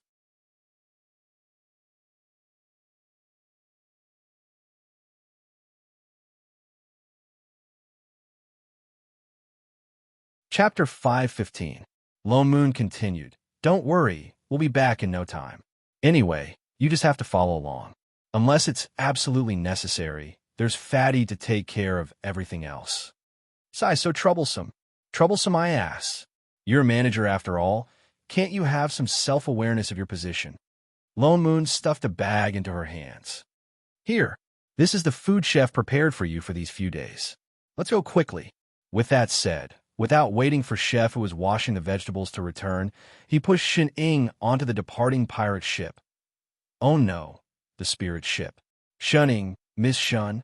Fatty immediately waved at her. Perhaps because she was too much of a homebody, the 9 disciples in the sect only saw her once on the day they entered the sect, so they all turned to look at her curiously. The group of children back then had all grown up into young men and women. Shun-Ing lifted the bag in her hands. It seemed to be quite heavy, before walking towards Fatty. The place Lone Moon chose, to be precise, was outside the isolation zone of the human race, on a huge island. There were spirit herbs everywhere, and no one had set foot on it for a long time. In addition, there were all kinds of demon beasts that had not developed intelligence, and all kinds of sounds could be heard from afar. It was indeed a good place for training. Fatty steered the spirit ship to land on a flat piece of land. This was the edge of the island, and it was relatively safe. But there were also spirit herbs everywhere. The eyes of the 2 disciples who specialized in alchemy lit up. Fatty released his divine perception and scanned for a while before letting the disciples go out. Since it was their training, Fatty did not care much. He just let them decide which direction to go. The one with the highest cultivation among the 9 was Jianxing, and he was also Lone Moon's in-house disciple, so the others seemed to see him as the leader. After picking a few spirit herbs, the few of them finally decided to head towards the center of the island. Fatty and Shun-Ing followed far behind. The island was filled with all kinds of spirit herbs and all kinds of cultivation materials. There was much more variety than in the sect. The disciples, who rarely came out naturally, would not let go of this opportunity. So most of the time was spent on collecting these materials. Among them, they also encountered sudden attacks from demon beasts, but they were not very powerful, and a few of them could deal with them together. Although some people were injured, they were more scared than hurt, and continued to push forward. Perhaps it was the novelty of coming out for experience for the first time. These disciples were full of energy. In just a few days, they had already traveled a long distance. However, he had to stop once a day in the morning, afternoon, and evening. And it was Fatty who forced them to stop, for no other reason than it was time for Shun-Ing to eat. Fatty knew how punctual Shun-Ying's mealtime was. Basically, it would not change. These disciples had already abstained from eating, so they didn't need to eat. In addition, there were only a few of them, so they naturally couldn't split up. Thus, they could only stop and wait. At the start, the disciples were busy gathering all kinds of spirit herbs and materials, so they didn't think much of it. But slowly, what needed to be harvested and what needed to be collected was more or less done. Everyone still had to stop and wait for her to finish eating every day, so they could not help but have some opinions about this. Their faces were faintly filled with dissatisfaction, especially a few of the younger ones, who looked at Shunning with hidden anger in their eyes. Shunning, on the other hand, did not react at all. It was as if she could not feel the resentment of the crowd. She continued to eat her food like a whirlwind. She even raised her head to look at Fatty, then kindly handed him a bowl of plain rice. Here, the corner of Fatty's mouth twitched. Instantly, he thought of those days where he ate plain rice. It's all right, Miss Shun. I've already succeeded in abstaining from eating. Don't tempt me. Oh, Shinning took back the rice she had just refilled and took a bite. I was just asking. So you didn't even want to give it to me? Fatty frowned. He turned back to look at the 9 disciples waiting at the side. He had taught these people for so many years, so he could naturally guess what they were thinking. Thus, he explained, Master has instructed that during this experiential training, we must not disturb Miss Shun while she eats and sleeps, especially when she sleeps. Although he did not understand why Master emphasized on sleeping, he still patiently advised, cultivation is not something that can be achieved in a day. The main purpose of this tribulation is to train your state of mind. You must remember this. The few of them were stunned for a moment. Their expressions changed, especially the older ones. They immediately reacted and no longer looked as impatient as before. But there were still a few who were indignant. When they entered the sect, they were not old to begin with. They had not experienced much. After these few years of cultivation, they were only in their teens. They became cultivators above mortals in one leap. Their state of mind had become too arrogant. Although they did not dare to say anything due to Loneman's instructions, they still blamed Shunning for delaying their time. They continued walking like this for a few days. After stopping to eat once again, a female disciple finally could not take it anymore. She walked over with a bottle of elixirs and said with some anger, Here, this is an abstinence pill. Shunning paused and turned to look at her. There was still half a mouthful of rice in her mouth, chewing it with bulging cheeks. Ziyu, Fatty stood up angrily. He had clearly told her that this was Master's order. Exalted Master Huize. Ziyu looked at Fatty with some grievance. With this, she doesn't have to stop to eat. One abstinence pill could make one not hungry for a month. Fatty was about to reprimand her when Shunning glanced at the bottle in her hand and replied, I don't eat Mylar. What Mylar? The other party faltered for a moment and immediately realized that she did not want to eat it. I'm doing this for your own good. If you eat this, you won't have to go through the trouble of stopping to eat. Z was getting angrier. Why aren't you eating it? Because it doesn't taste good. Shunning replied matter-of-factly. You. Z was so angry that her face turned red. She thought that she was deliberately finding fault. You're too much. You're delaying everyone's time. You enough. Before she could finish, Fatty directly cut her off. His usually kind face had a rare darkened, and he unknowingly released some pressure, looking at Ziyu with some anger. I've said it before, missions 3 meals a day were personally instructed and agreed by Master. It's not your place to object. Ziyu froze instantly. As if frightened by Fatty's sudden change in expression, she took a few steps back. Fatty then turned to look at the others. Also, Miss Shin's cultivation level is high, and her status is even more extraordinary. Since all of you are cultivating in the sect, you shouldn't have the slightest bit of disrespect towards her. Otherwise, the consequences are not something you can bear. How could he not tell that the reason why Ziyu dared to take out the abstinence pill to offend her face was actually because she saw that Shunning did not have a shred of immortal chi on her and did not abstain from eating. She thought that her cultivation level was not high or that she was just a mortal. What a joke. A mortal who could make an ancient, ferocious beast cry with one slap. Who could afford to offend her? So he simply pointed it out in case they did anything stupid in the future.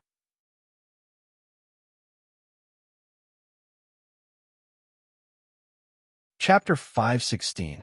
Everyone then cupped their fists and nodded, replying in unison. Yes, exalted master. Ziyu also retreated, but there was still resentment in her eyes. Shining didn't care. She just continued to eat her meal. Then, she quietly extended the time for her meal from the usual 1 hour to 2 hours. And she even took out a few plates of pastries from time to time, eating as she walked. She even specially chose those that were fragrant and crispy. Crunch and a wave of fragrance wafted out. Crunch and another wave of fragrance wafted out. It was so enticing that those disciples who claimed to be fasting in front couldn't help but turn back to look. There were even a few more demon beasts that appeared. Fatty, who was the closest. Fatty felt bitter, but he couldn't eat, so he silently chanted the clear heart incantation along the way. This situation lasted for a few days, until she finished all the pastries in the bag.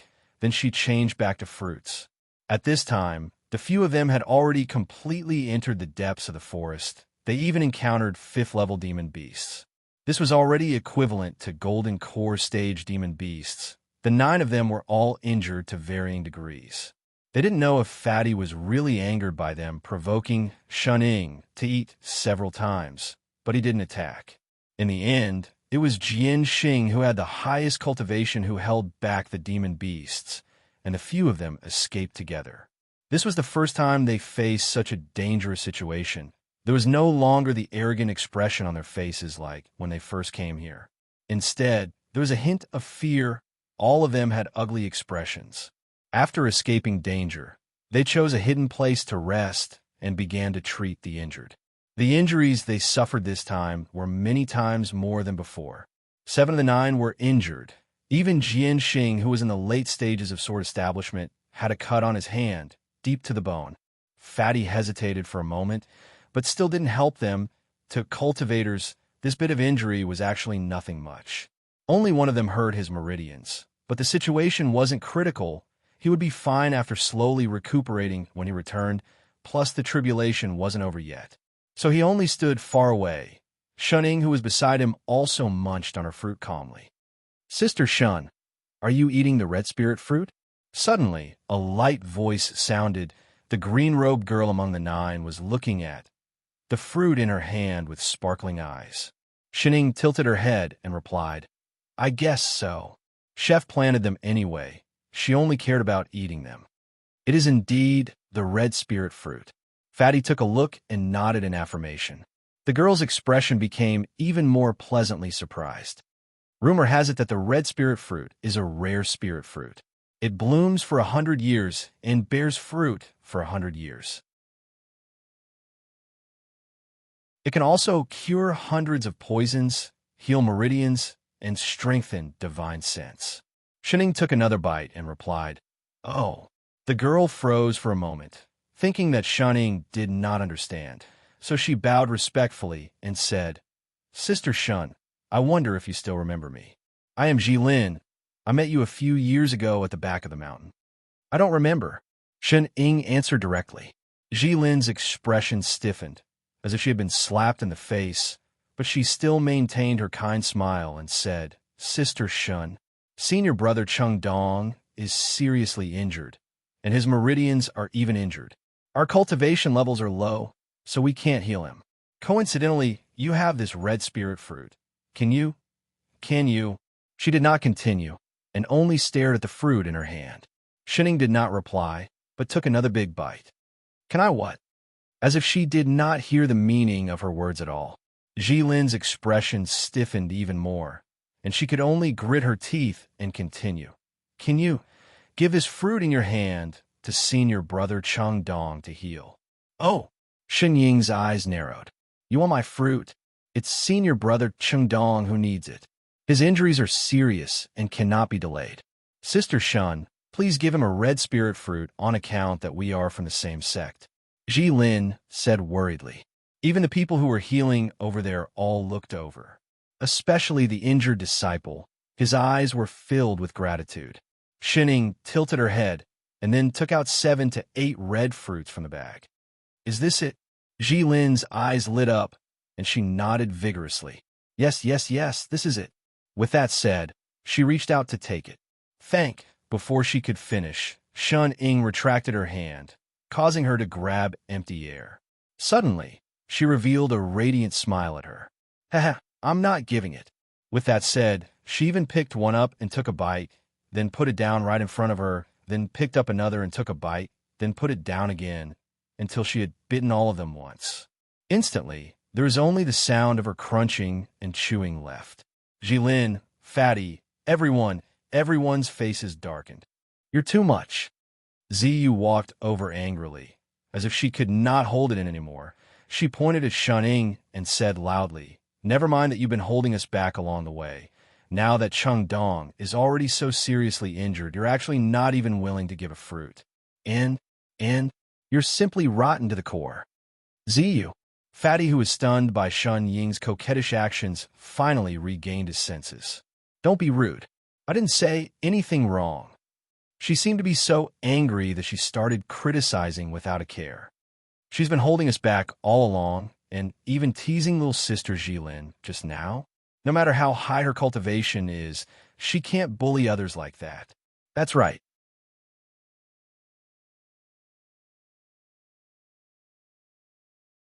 Perhaps because someone spoke up, the other disciples who were recuperating also spoke up. It's just a fruit. She clearly has so many, but she's not willing to take any out. That's right. We're from the same sect after all. Why is she so heartless? Never mind that she didn't do anything along the way. She's even been eating and making noises that disturb us. That's right. Who knows? That high-level demon beast might have been lured out by the sounds of her eating. The more everyone spoke, the more agitated they became. Apart from a few older people who looked troubled and did not utter a word, only Jian Xing did not speak, but his brows were also tightly knitted. Jilin, on the other hand, spoke words of persuasion with a face full of anxiety, but there was a faint hint of something else in her words. Everyone is mistaken. Big Sister Shun doesn't mean that. She's not targeting me on purpose. Hence, the more she persuaded, the more agitated everyone became, as if all the emotions that had been accumulated for many days were all unleashed. Insolence, until Fatty could no longer hold it in and released his suppression. Only then did everyone fall silent. One by one, they were forced to kneel down. Fatty was really angry. Where did these people get their sense of righteousness from? The fruit is Miss Shun's to begin with. It's up to her whether to give it or not. Giving it to you is a favor, not giving it as a duty. Where did you get the face to think that she must take it out to you? He swept a glance at everyone. The more he looked, the angrier he got. Moreover, this is your training. Miss Shun and I are just guides and guards. Sooner or later, you will also experience true danger. Now you can't even take this little injury. When that time comes, where are you going to find Miss Shun and force her to give you the fruit?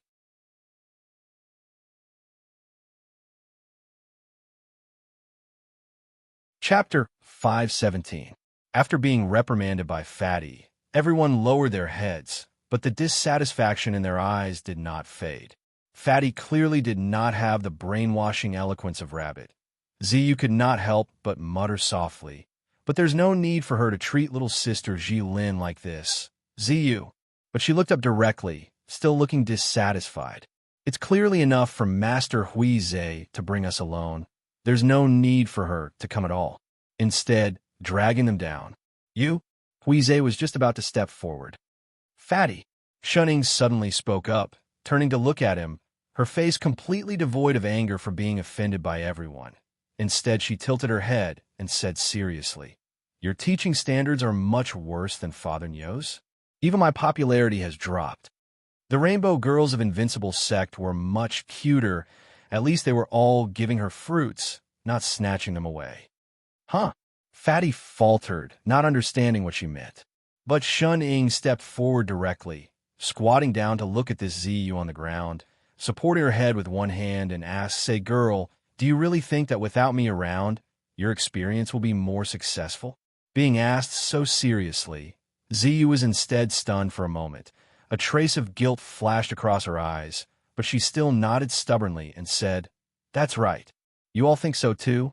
She looked at the other 8 people. Those few glanced at her. Some nodded unhappily. Some just kept quiet. Only 3 older ones seemed to want to say something, but moved their mouths but did not speak in the end. All right, Shuning nodded with a good temper, even smiling at her. Then I'll listen to you. I won't care anymore. Huh. Ziyu faltered. What'd she mean? Don't care anymore? Fatty also panicked for no reason. He had a bad premonition. Miss Shun? But Shuning had already stood up. Just as she was about to turn, she thought of something. All right, let me give you a piece of advice. She turned back and added to Ziyu. People who are stupid will die. What did she mean? Was she scolding her? Before she could think clearly, in the next moment, everyone present, including Fatty, it was obvious that something invisible had suddenly retracted from them, as if a large net that had been spread open was suddenly retracted. Immediately after, roar. A series of deafening roars came from all directions, rising and falling continuously. It was as if the entire forest had woken up. Countless auras of demonic beasts rushed over from all directions. The roars of the beasts were accompanied by a faint pressure. The 9 people spat out blood on the spot. Their faces turned pale, and their eyes widened in shock. What were those? Fatty only felt his heart thump, and his entire heart sank. This was the voice of a high-level demonic beast. No. There were also immortal and even God-ranked ones rushing over. He finally understood. Just now, he clearly felt the aura of a high-level demonic beast beside him. However, those who jumped out and appeared in front of everyone were all low-level ones. Was this all because of Miss Shin? She had placed something around them that even he couldn't detect, so the demonic beasts didn't notice them. But now it was gone. Therefore, all the demonic beasts had discovered them. Die, die, die, die, die. Fatty was about to cry. With these Foundation Establishment rookies, any high-level demonic beast that came would be able to kill them all with one slap. Although he wasn't afraid and could block them, he couldn't block 9 burdens. Quick! Fatty immediately set up an array to relieve the pressure on everyone. He shouted, run! Quickly run in the direction they came from, to the seaside. When they heard that, they didn't have time to think about what was going on. They climbed up in panic and turned to run in the direction of the entrance. Some even forgot to fly on their swords. Move together, don't split up. Fatty couldn't help but remind those who ran fast. Unfortunately, the huge fear took over.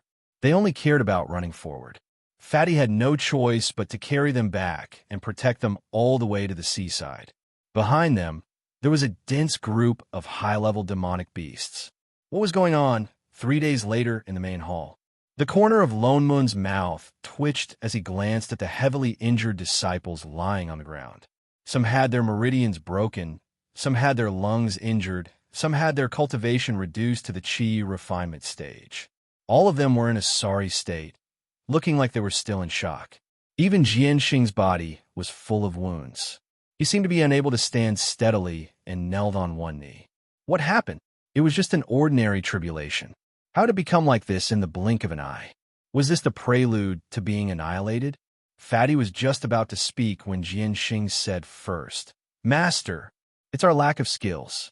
We couldn't beat those demonic beasts. That's why we were seriously injured. Master, please punish us. All of you were injured by demonic beasts? Lone Moon frowned and turned to look at Fatty, who was also in a sorry state. Fatty, didn't you follow us all the way? Why did it become like this? Master, Fatty's face was full of guilt. There were really too many demonic beasts. There were immortal beasts and divine beings among them. I couldn't take care of all of them. Shining, what about you? He looked at the only uninjured person who was taking out a fruit that had already taken a bite out of it. He had seen before that the demonic beasts on the periphery of the island were all low level. They couldn't have courted death by going deep into the island, could they? Besides, even if Fatty couldn't take care of all of them, he didn't know how to cheat. I'm off work, Shining replied seriously. What got off work? Lone Moon was just about to ask when a severely injured disciple struggled to answer first. Exalted Master, our injuries were all caused by her. The one who spoke was the disciple named Chung Dong, who was injured by the 6th level demonic beast at the beginning. Since he was already injured, Fatty naturally paid more attention when they retreated, so he was the one with the least injuries among the 9. Lone Moon's expression darkened instantly. His eyes narrowed slightly. Instantly, he had the illusion that a storm was brewing. Who did you say caused us? Try saying that again. It's her. Cheng Dong didn't notice his expression. He reached out and pointed at Shunning. His face was full of resentment. Originally, the forest was very safe. There weren't that many high-level demonic beasts. I don't know what she did. She suddenly attracted a herd of beasts. It's her. She called the demonic beasts out to bite us. Huh. Lone Moon laughed, even colder. According to you, she has the ability to command demonic beasts. It must be her, Cheng Dong said with a face full of certainty. Otherwise, why would there suddenly be so many demonic beasts? And there are so many of us. She's the only one who isn't injured. Those demonic beasts didn't even attack her. She must be in cahoots with those demonic beasts. Ridiculous. Master. Fatty was just about to say something when Lone Moon raised his hand to stop him. Let him continue.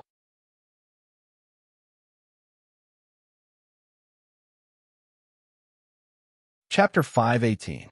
Exalted Master. The more Cheng Dong spoke, the more resentful he became. I was already injured then. Junior sister Jilin asked her for help. Not only did she not help, she even teased her. She even threatened her. Then many demon beasts suddenly appeared from the forest. And he turned to look at Fatty, gritted his teeth, and said with a look of desperation, "An exalted Master Huize, he had been siding with that bad person along the way. He did not listen to our explanations at all. That's why we were injured so badly." Oh, Lone Moon's expression became calmer. So, you think that all of you were injured? It was all Xinying's fault? Cheng Dong did not answer, but the anger on his face grew. It was obvious that he thought so. Lone Moon turned to look at the other disciples. What about you? The other 8 looked at each other, seeming hesitant. He added, It's all right, speak honestly. Those who think the same as Cheng Dong, stand up. I can prove that what senior brother Cheng Dong said is true. Ziyu was the first to stand up. She even took 2 steps towards Cheng Dong despite her injuries, glared at Shuning, and said, She's the one who caused us to end up like this. Cheng Dong's eyes flashed with a trace of emotion. His gaze became even more righteous. Perhaps because there was someone taking the lead, the remaining disciples all raised their hands. In the end, half of them actually agreed with Cheng Dong's words. The remaining 3 who were the oldest, Jin Xing, who had been kneeling on the ground, and Ji Lin, who was supporting him, did not raise their hands. The fan in Lone Moon's hand creaked. He took a deep breath to suppress the irritation in his heart. His gaze became even colder.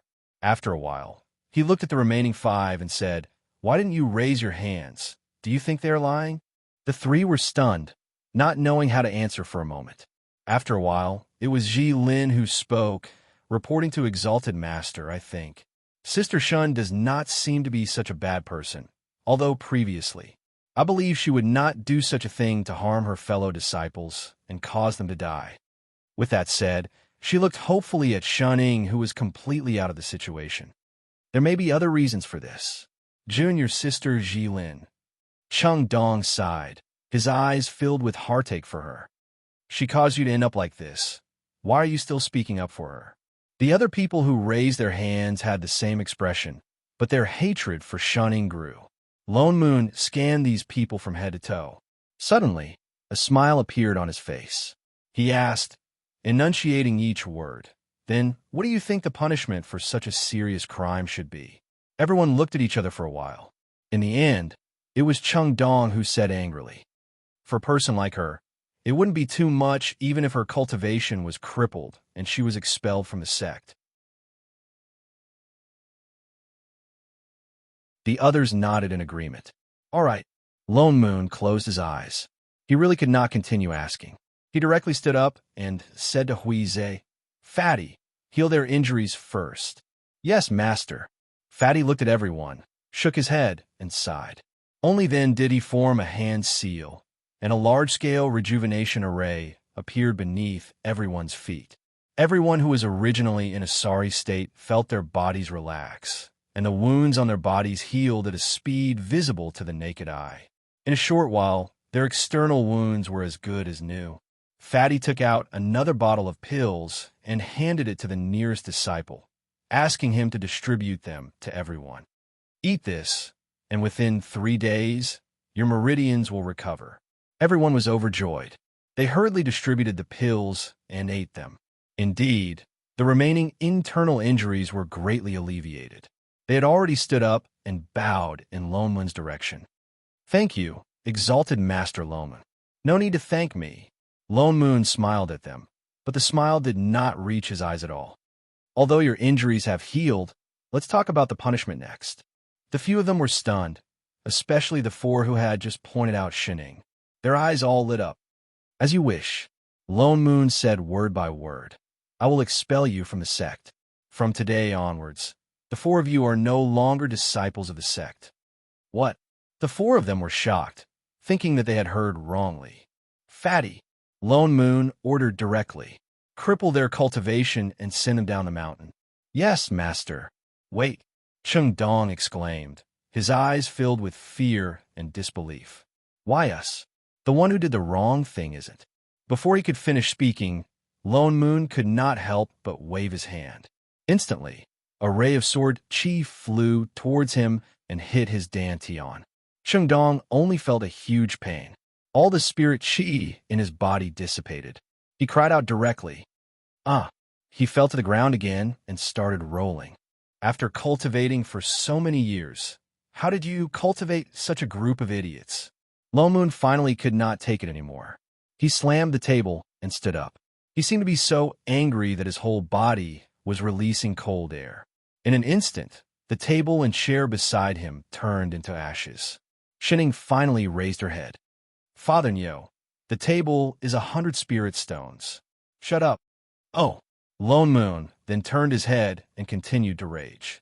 "It's fine that you're stupid, but you still think so highly of yourselves and are ungrateful. Who was the blind one in the beginning to take in a group of trash like you?" "The blind Fatty, Air. It was me." Fatty directly knelt down. "Please forgive me, master." He felt bitter in his heart. The other disciples also knelt down one by one. Their eyes were filled with fear at Lonemoon's sudden anger, but they still looked a little lost. "Do you still not know where you are wrong?" Lonemoon glanced at the few of them. "What kind of place is that island? With your trash foundation establishment cultivation, can you go deep into the forest? Or do you think that there are only low-level demon beasts on such a big island?" He took a deep breath and then said word by word, "Fatty protected you out, but you can still be injured to this extent. How did you get in? Don't you have any King idea?" Everyone's heart sank, as if they had never thought of this at all. They all looked up at Shun Ing in disbelief. It was her? How could this be possible? She looked like she had no cultivation at all. But when they entered, there was indeed no problem at all. Later, there were so many demon beasts. Could it be because they angered her? "Our invincible sect cannot tolerate idiots like you. Exalted Master." Only then did everyone know fear and began to desperately beg for mercy. "Please forgive us, Exalted Master. We know we are wrong." They had seen the power of a cultivator. How could they be willing to return to being ordinary? "Fatty, bring them down the mountain." Lonemoon did not have the slightest intention of changing his mind. The entire invincible sect did not let Shun Ing suffer the slightest bit. What right did these immature people have to do this? Fatty actually did not have the heart to do this. After all, he had taught them for so many years. But he also understood that they only had themselves to blame. "Yes, master." He directly produced 3 wisps of immortal chi and dispersed the spirit chi in their dantian. He pulled the few who were still crying out and walked out. "Wait a minute." Shining suddenly spoke.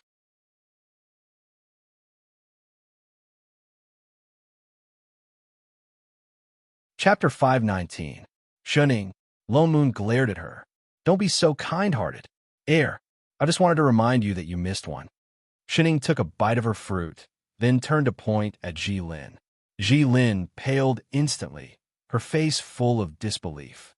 "Big Sister Shun, Tears welled up in her eyes, and she looked like she was about to cry. Actually, Shining tilted her head, still looking lazy, her eyes narrowed. I quite like white lotuses, just not the black-hearted ones. Lone Moon frowned. Fatty, bring her down to— Yes, master. Fatty could only come back to pull her. No, I don't want to go down the mountain. Jilin really panicked this time. Her tears flowed down. Exalted master. Brother, help me. She hurriedly pulled Jianxing, who was beside her. Jianxing's face was also full of anxiety. He knelt down and begged. Master, little Lin didn't do anything wrong. Why do you have to expel her too? She was his sister after all. Before Lone Moon could speak, Shining suddenly walked over, took out a familiar-looking bottle, and handed it to Jilin. Here, I picked it up. I'll return it to you. That was a bottle of fasting pills, coincidentally the one that Ziyu gave to Shining. Jilin paled instantly. Even her grip on Jianxing's hand loosened. She looked at the bottle in disbelief. She knew everything. Fatty was also stunned when he saw that bottle. She was the one who instructed Ziyu to help Shining abstain from food. Thinking about it, Ziyu is not a pill cultivator, Jilin was. Instantly, his expression darkened. He directly dispersed her cultivation and pulled her out. Oh yes, seeing that Fatty was about to carry the 5 people out, Lone Moon suddenly added, I seem to have forgotten to tell you. Shining, she is the sect master of our sect. Now, not only the 5 disciples who were chased down the mountain, even the remaining 4 people widened their eyes, looking at Shun Ying in disbelief. She was actually the sect master. Shun Ying. Was Father Nyo pushing the blame back? MMP. Master. Jianxing looked at Lone Moon anxiously. I know what you want to say. Lone Moon stopped him from speaking. He turned to look at the remaining 3 disciples and said in a low voice, I'm teaching you cultivation because I really hope that you'll be successful in the future. I hope that you'll be able to pass on the art of cultivation to more people. I hope that you'll be able to protect the world and lessen the number of disasters. But I hope that all of you remember that I chose you because you happen to appear, not because you are irreplaceable. The few of them were shocked. Their expressions changed, and they lowered their heads. Even Jianxing put down his cupped fists. Lone Moon looked at the few people who were being brought down the mountain and narrowed his eyes. You should be glad that Chef Yiqing is not here today. Otherwise, not only the few of them, but all of you can forget about leaving the mountain alive. Daring to provoke a cheat, did they really think that everyone was Shun Jing? It was another watering day. Shining, is it really okay not to water them today? Mushroom glanced at the row of wilted mushrooms beside the immortal meridian and asked worriedly. I haven't eaten, so I don't have the strength to water them. Shining leaned against the rock like mud and nibbled on a fruit. I don't know when Chef will be back either. Father Nyo said that Chef went to help Rabbit hold the fort and supervise the second batch of students at the Purple Night Palace. He would only return after a period of time when Rabbit's brainwashing was complete. But didn't great immortal Lone Moon go to cook for you? The corner of Shun Ying's mouth twitched. She looked at Mushroom, not knowing what to say. Sai, you don't understand. She would rather eat snacks every day than eat pig's swill. Do you want fruits? She handed one over. Mushroom's eyes brightened. He nodded hard and took it. Shining, you're the best person in the world. Mushroom gave her a good person card with an innocent look. You're the only person apart from Little Flower who gives me food. Fatty doesn't give it to you? Shining couldn't help but ask. Don't the two of you hang out often? Mushroom shook his head and pouted a little angrily. He only gives me carrots and told me to abstain from eating. Rabbit was indeed Fatty's true love. You're still the best. Mushroom's eyes shone as he looked at her. Just that.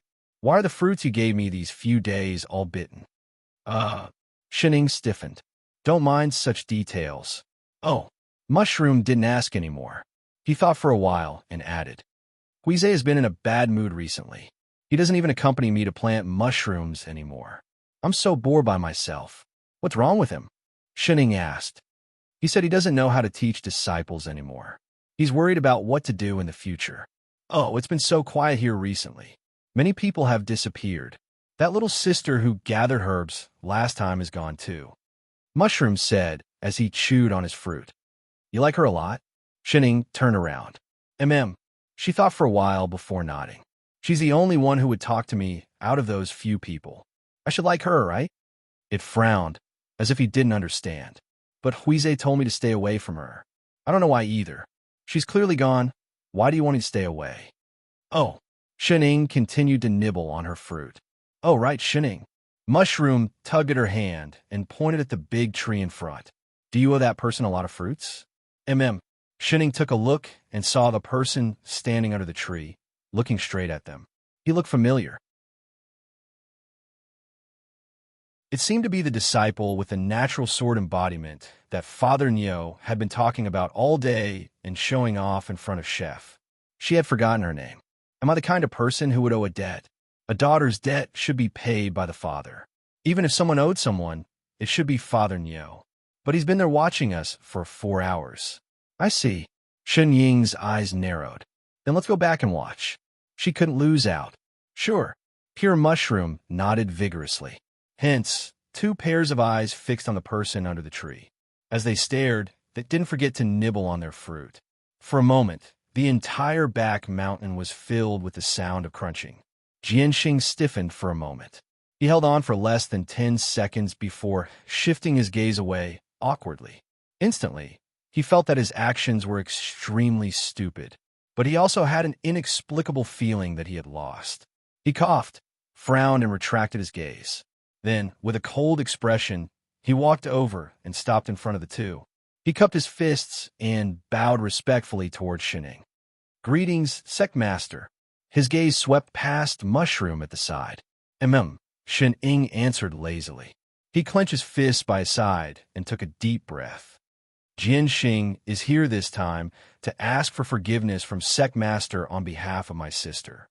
I hope that Sect Master can forgive her previous rude offense on account of her young age.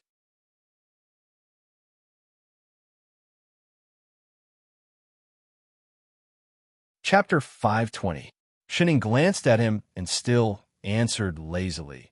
Oh, Sect Master is willing to forgive her? Jianxing was delighted. Then, I won't forgive you, she interrupted. The joy on Jianxing's face froze, and he asked subconsciously why. Is this very hard to understand? Shining tilted her head, as if she couldn't understand why he would ask such a question. After thinking for a while, she suddenly turned to Mushroom and said, Mushroom, hit him. Mushroom faltered and immediately nodded obediently. Okay. It bit the fruit in its mouth, stretched out its hands, and formed a mushroom the size of a bowl. Then it threw it at Jianxing's face with force, and even shouted loudly, Hey! Jianxing didn't react for a moment, only to see that mushroom slap his face. The mushroom that had just formed was soft, so it naturally didn't hurt. It bounced and fell to the ground, but left a black and wet circle on his face. That was a shiitake mushroom. Jianxing was completely stunned and was about to explode in anger. But Shining looked at Mushroom first. Mushroom apologized. Oh. Mushroom nodded, took out the fruit in its mouth, and said, I'm sorry. Jianxing, do you understand? Shining asked. If you understand, go back and continue your sword practice. Not all apologies could be forgiven, especially apologies with a purpose. Jianxing glanced at her. Many emotions flashed across his eyes, but finally, they sank helplessly. He cupped his fists and bowed again, then turned and left a little shakily. Oh, also, Shining suddenly spoke again. About what happened before, I really didn't take it to heart. I didn't want to say it first, but you guys asked for it and made Father Nyo angry. Now that it's settled, let's stop here. If they still don't give up. She narrowed her eyes. When the time comes and they make Father Nyo sad, I will really get angry. Jianxing paled. He did come with the intention of getting her to forgive his sister first. As long as she agreed, he could beg Master to bring Ji Lin back. But he didn't expect that she actually saw through it at one glance. His heart sank, and he immediately quickened his steps and left the back mountain. The mushroom had a blank look on his face. He had absolutely no idea what they were talking about, but he did not pay much attention to it either. He jumped down and picked up the huge mushroom on the ground. He jogged to the side of the immortal vein and planted it. Don't waste it. It was a huge one. Shening had sad enough. Thinking that Father Nyo should have left the kitchen, she waved at Mushroom. I'm going back. Amen, goodbye, Shening. Mushroom also waved his tail. Only then did she slowly stand up. Suddenly, a familiar voice came from beside her. Master. Shening hesitated. She looked around and then remembered the transmission talisman in her storage bag. She reached for it for a long time before taking it out. Chef. Master. The voice was filled with pleasant surprise. I send you messages every day. Why are you only responding now? Oh, I put in the bag and forgot. There were too many things in the bag. Fortunately, there were some fruits in stock, so he flipped the talisman to the top. Master. The voice in the talisman sounded a little aggrieved, but it was immediately replaced by deep worry. Are you okay? Did he eat well and sleep well? Did he step on the blankets at night? Oh yes, you should have finished the vegetables I left behind, right? I asked Father Nyo to bring back some new ones. Did you get them? If it's not enough, what? Father Nyo has brought vegetables. If she had known earlier, she would not have pretended to water the plants. Shening hurriedly quickened her steps and walked towards the back of the hall. Master, don't worry. I know those are not enough. I've already made more and asked Hongming to send them over. Good chef. Fortunately, it was still all right. Master, I will only be back in a few days. You have to stay in the back hall. Don't go down the mountain. She had already gone down once. Also, although the back mountain is smaller than Invincible Sex, you have to find someone to lead the way. If Radish is not here, you can ask Mushroom. Also, don't eat too many fruits. Eat some pastries occasionally. They're all in the storage bag. Be patient and look through them. The sky is turning cold. Although Master is not afraid, it's better to wear a few more clothes. I've put them in the cabinet in your room. If anything happens, you must inform me first. I've already set up the transportation array. I'll rush back immediately. And Master, I miss you so much. Shening stopped in her tracks. She faintly felt a warm current pass through her heart. The corners of her mouth lifted for no reason. Master? Master? Seeing that she did not reply, Chef called out carefully. Was she angry? Shening laughed. Really? Huh? You really miss me that much? Shenying's smile deepened. What do you think? Huh? Chef was stunned. What do you mean, what do you think? Can't say it? Then write 3,000 words of your feelings. There are no restrictions on the style. Poems are excluded. I'll hand in the manuscript in 3 days. He had never received a love letter before. He wanted to give it a try. Oh, okay. Good. 3 days later, a white spirit bird flapped its wings and flew to the back hall. A certain old father recognized the aura that belonged to Chef. Thinking that something big had happened in Purple Night Palace, he conjured a seal. Instantly, the spirit bird turned into a thick stack of letter paper and landed in his hands. Looking down, he saw that it was densely filled with words of longing for a certain foodie. The words were so beautiful and full of emotion that it made one's hair stand on end. Lone Moon's chest tightened. Instantly, he just wanted to slap the thing in his hands hard on a certain person's face. Go to hell with your dog food. Fall. A degree. After returning from training trip, there were originally 9 disciples, but now they were reduced to 4. Lone Moon was still a little frustrated, but he did not regret it. He chased those disciples down the mountain not only because of shunning, but because their mentality was indeed not suitable. If they were in the small world in the past, they might not be directly abandoned if they were in a large sect. But these people were originally cultivated by them. They were going to establish their own sects in the future.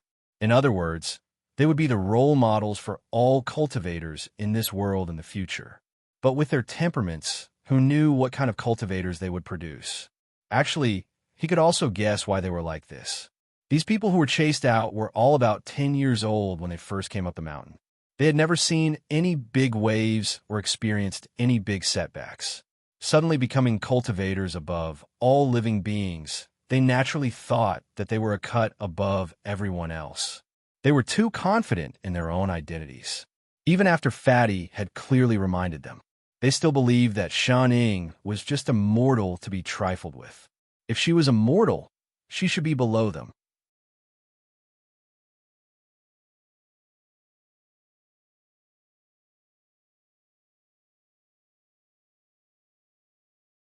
Chapter 5:21.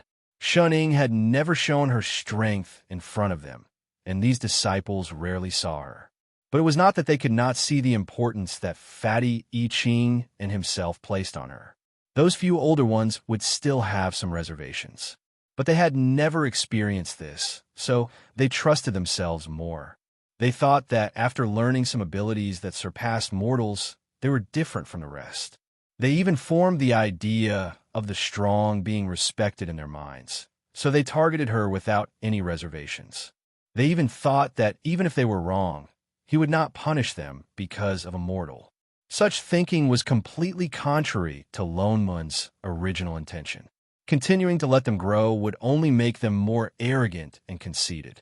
They would even completely look down on mortals who were inferior to them.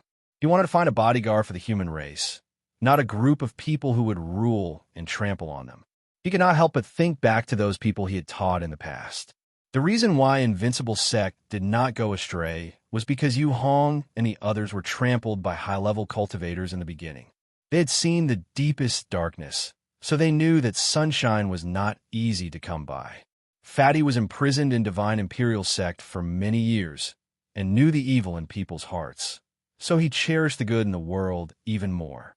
Even in Song Ren's small world, that group of talisman cultivators who exorcised deviant ghosts, their purpose of cultivation was only to protect the civilians. But these 9 people were completely different, especially those younger ones. They had opportunities that others did not have from the beginning, and this opportunity gave them the ability to be above everyone else. So they naturally became arrogant, no longer seeing the weak in their eyes, thinking that they had already transcended, but forgot that they also came from there in the beginning. Those 3 older ones had experienced things, and Jianxing must have suffered for his sister before, so he still had reservations. But the others completely did not have the reverence that they should have. A group of people who had no reverence for the world, how could he expect them to turn back and protect this world? Lone Moon suddenly realized that he could not completely put the hope of the human race on these few people. He had to make more preparations for everything. After all, apart from entering school to teach, there was another word in the world called self-study.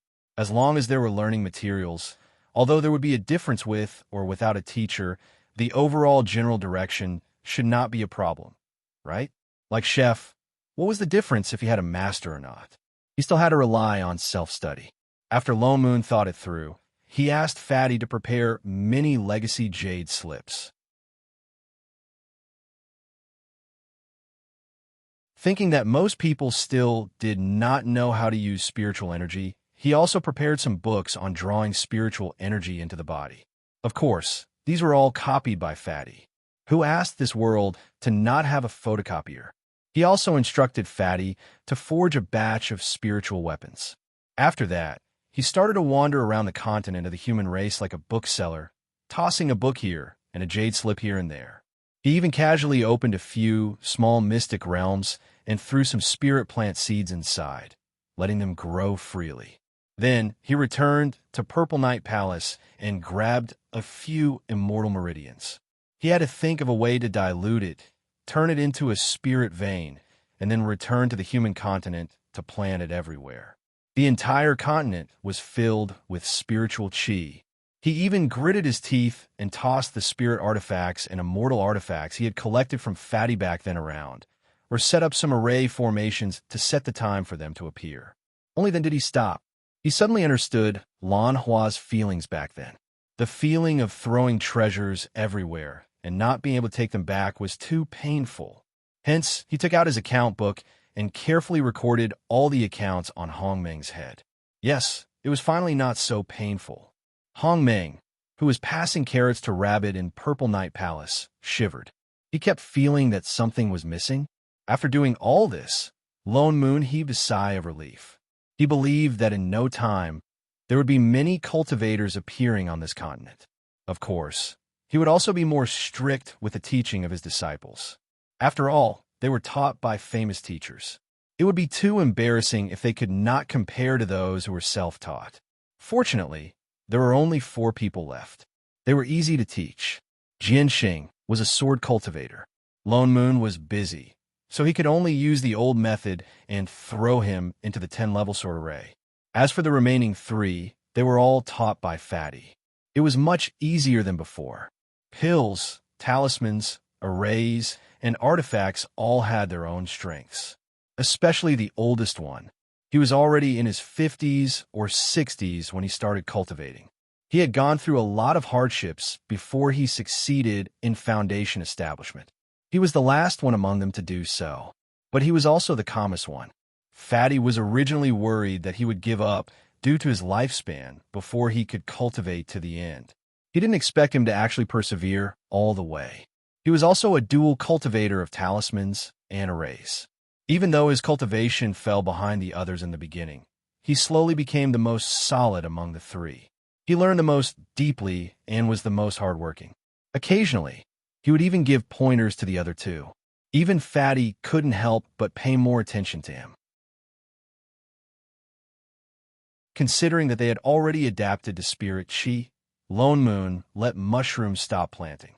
The Spirit Chi on the mountain was also directly changed to Immortal Chi. This way, their cultivation increased even faster. Among them, Jianxing was the fastest. Ever since the last time, Lone Moon had talked to him a few times. That was his sister after all. It was normal that he couldn't bear to be chased off the mountain just like that. Lone Moon explained the relationship to him.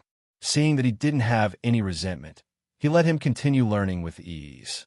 He learned very quickly. Usually, he could learn a sword technique that Lone Moon demonstrated once. In less than 10 years, he had reached the 5th level of the 10-level sword array. Although he wasn't as crazy as Chef back then, he was improving at a godly speed. He was indeed a natural sword embodiment. Time passed quickly. What needed to be taught was more or less taught.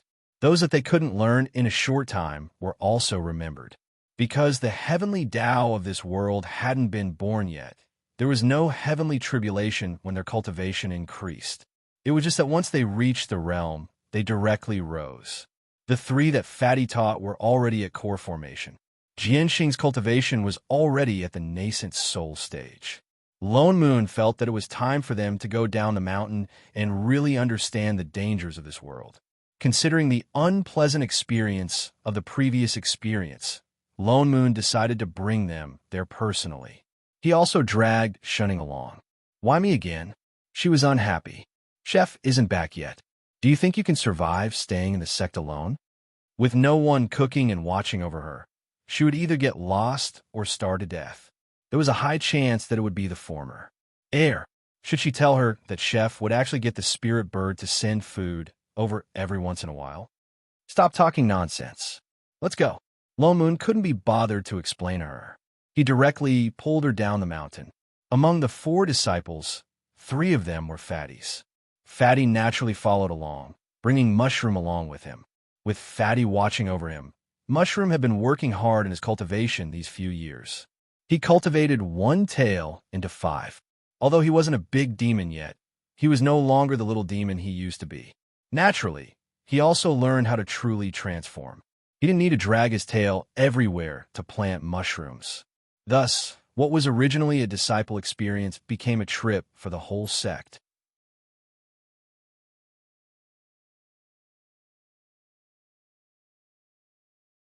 Chapter 522. Lone Moon flew down the mountain with Shun-Ing on his sword.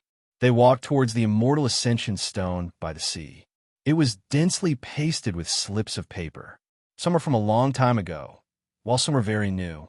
All kinds of wishes and requests were written on the slips of paper.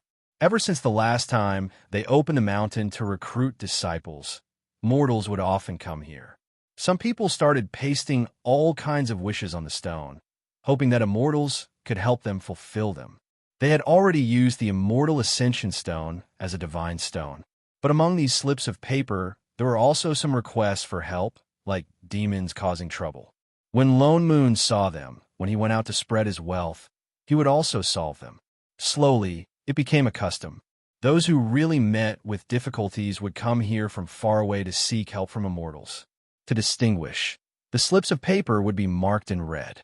He glanced at it and saw 3 red slips of paper. He took them down. 2 of the locations were rather far away. The closest one was a 2-day journey.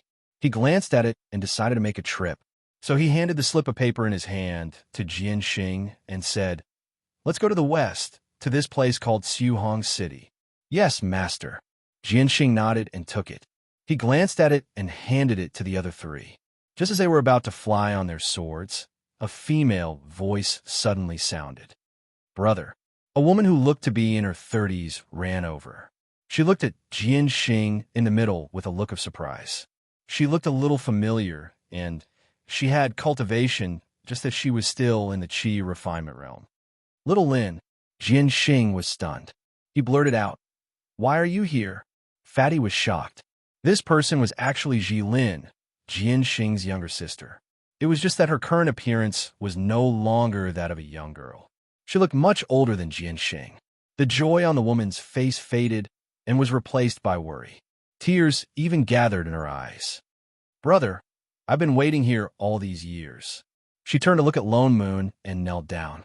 "Exalted Master, I was young and ignorant back then. I made a huge mistake. I already know I was wrong. I've been regretting it all these years. I dare not ask for Exalted Master's forgiveness. I only hope for a chance to forgive me." Lone Moon's expression darkened. He glanced at her and said, "Really? Then tell me, where did you go wrong?" Ji Lin was stunned, as if she did not know how to answer. He subconsciously looked at Shuning, who was at the side, rolled his eyes, and said, I shouldn't have been disrespectful to elder sister Shun. No, it's Master Shun.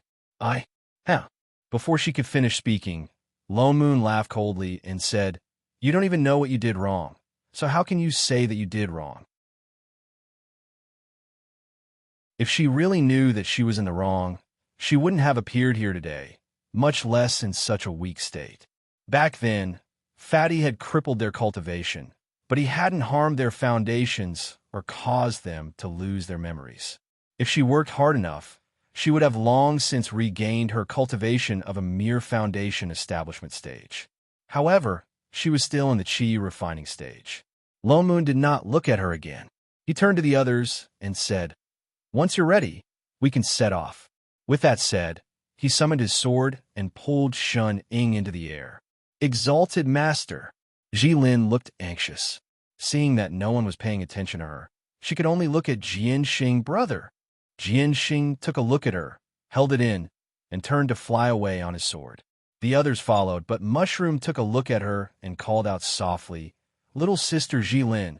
"Mushroom." Fatty called her and pulled her away.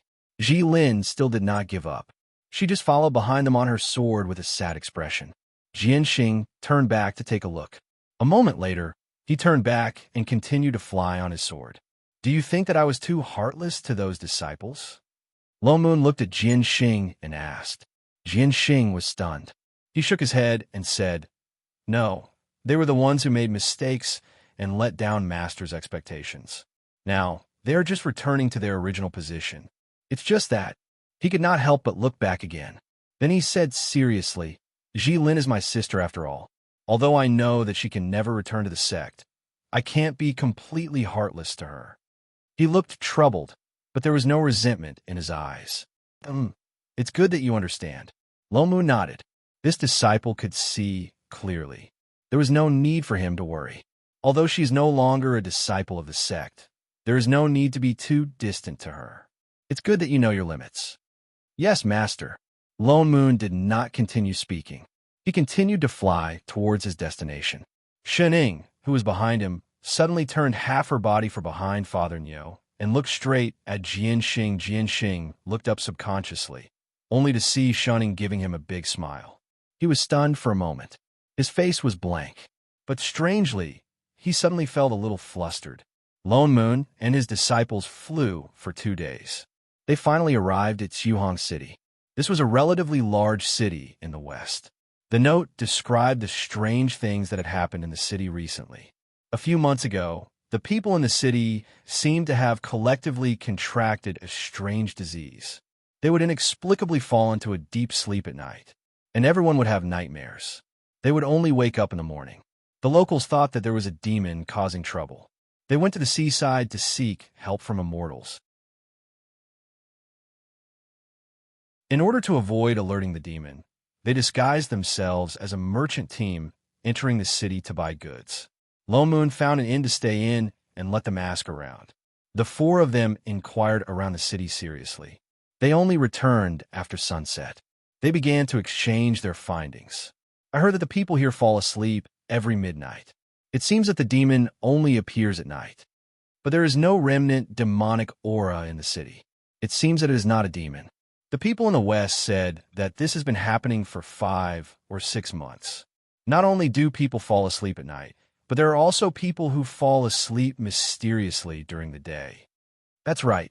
The people in the East said that too. And those who fall asleep during the day will only wake up after 4 or 5 days. Some even need more than 10 days. After they finished talking, they all looked at Lone Moon in the middle. It was obvious that they had no clue. Did you go to see those people who were unconscious? Lone Moon reminded him. Jin Xing finally spoke up. Master, I've gone to see a few of them, but there are no other abnormalities in their bodies. It looks like they are just sleeping. Yes. The oldest of the four also said, I have also used spirit chi to check their bodies. There is no trace of demonic aura invading them. Lone Moon nodded. Have you thought of any countermeasures? The four of them looked at each other before answering. We plan to wait until midnight tonight. After we have ascertained the situation, we will talk about it. You're tuning in to the Romance Rendezvous YouTube channel. We're so grateful for your support, and don't forget to subscribe to join us on this incredible journey through captivating stories. Your generosity through donations truly makes a world of difference, as it's the primary source of revenue that allows me to expand and enhance this channel for you. Thank you from the bottom of my heart for being a part of this adventure.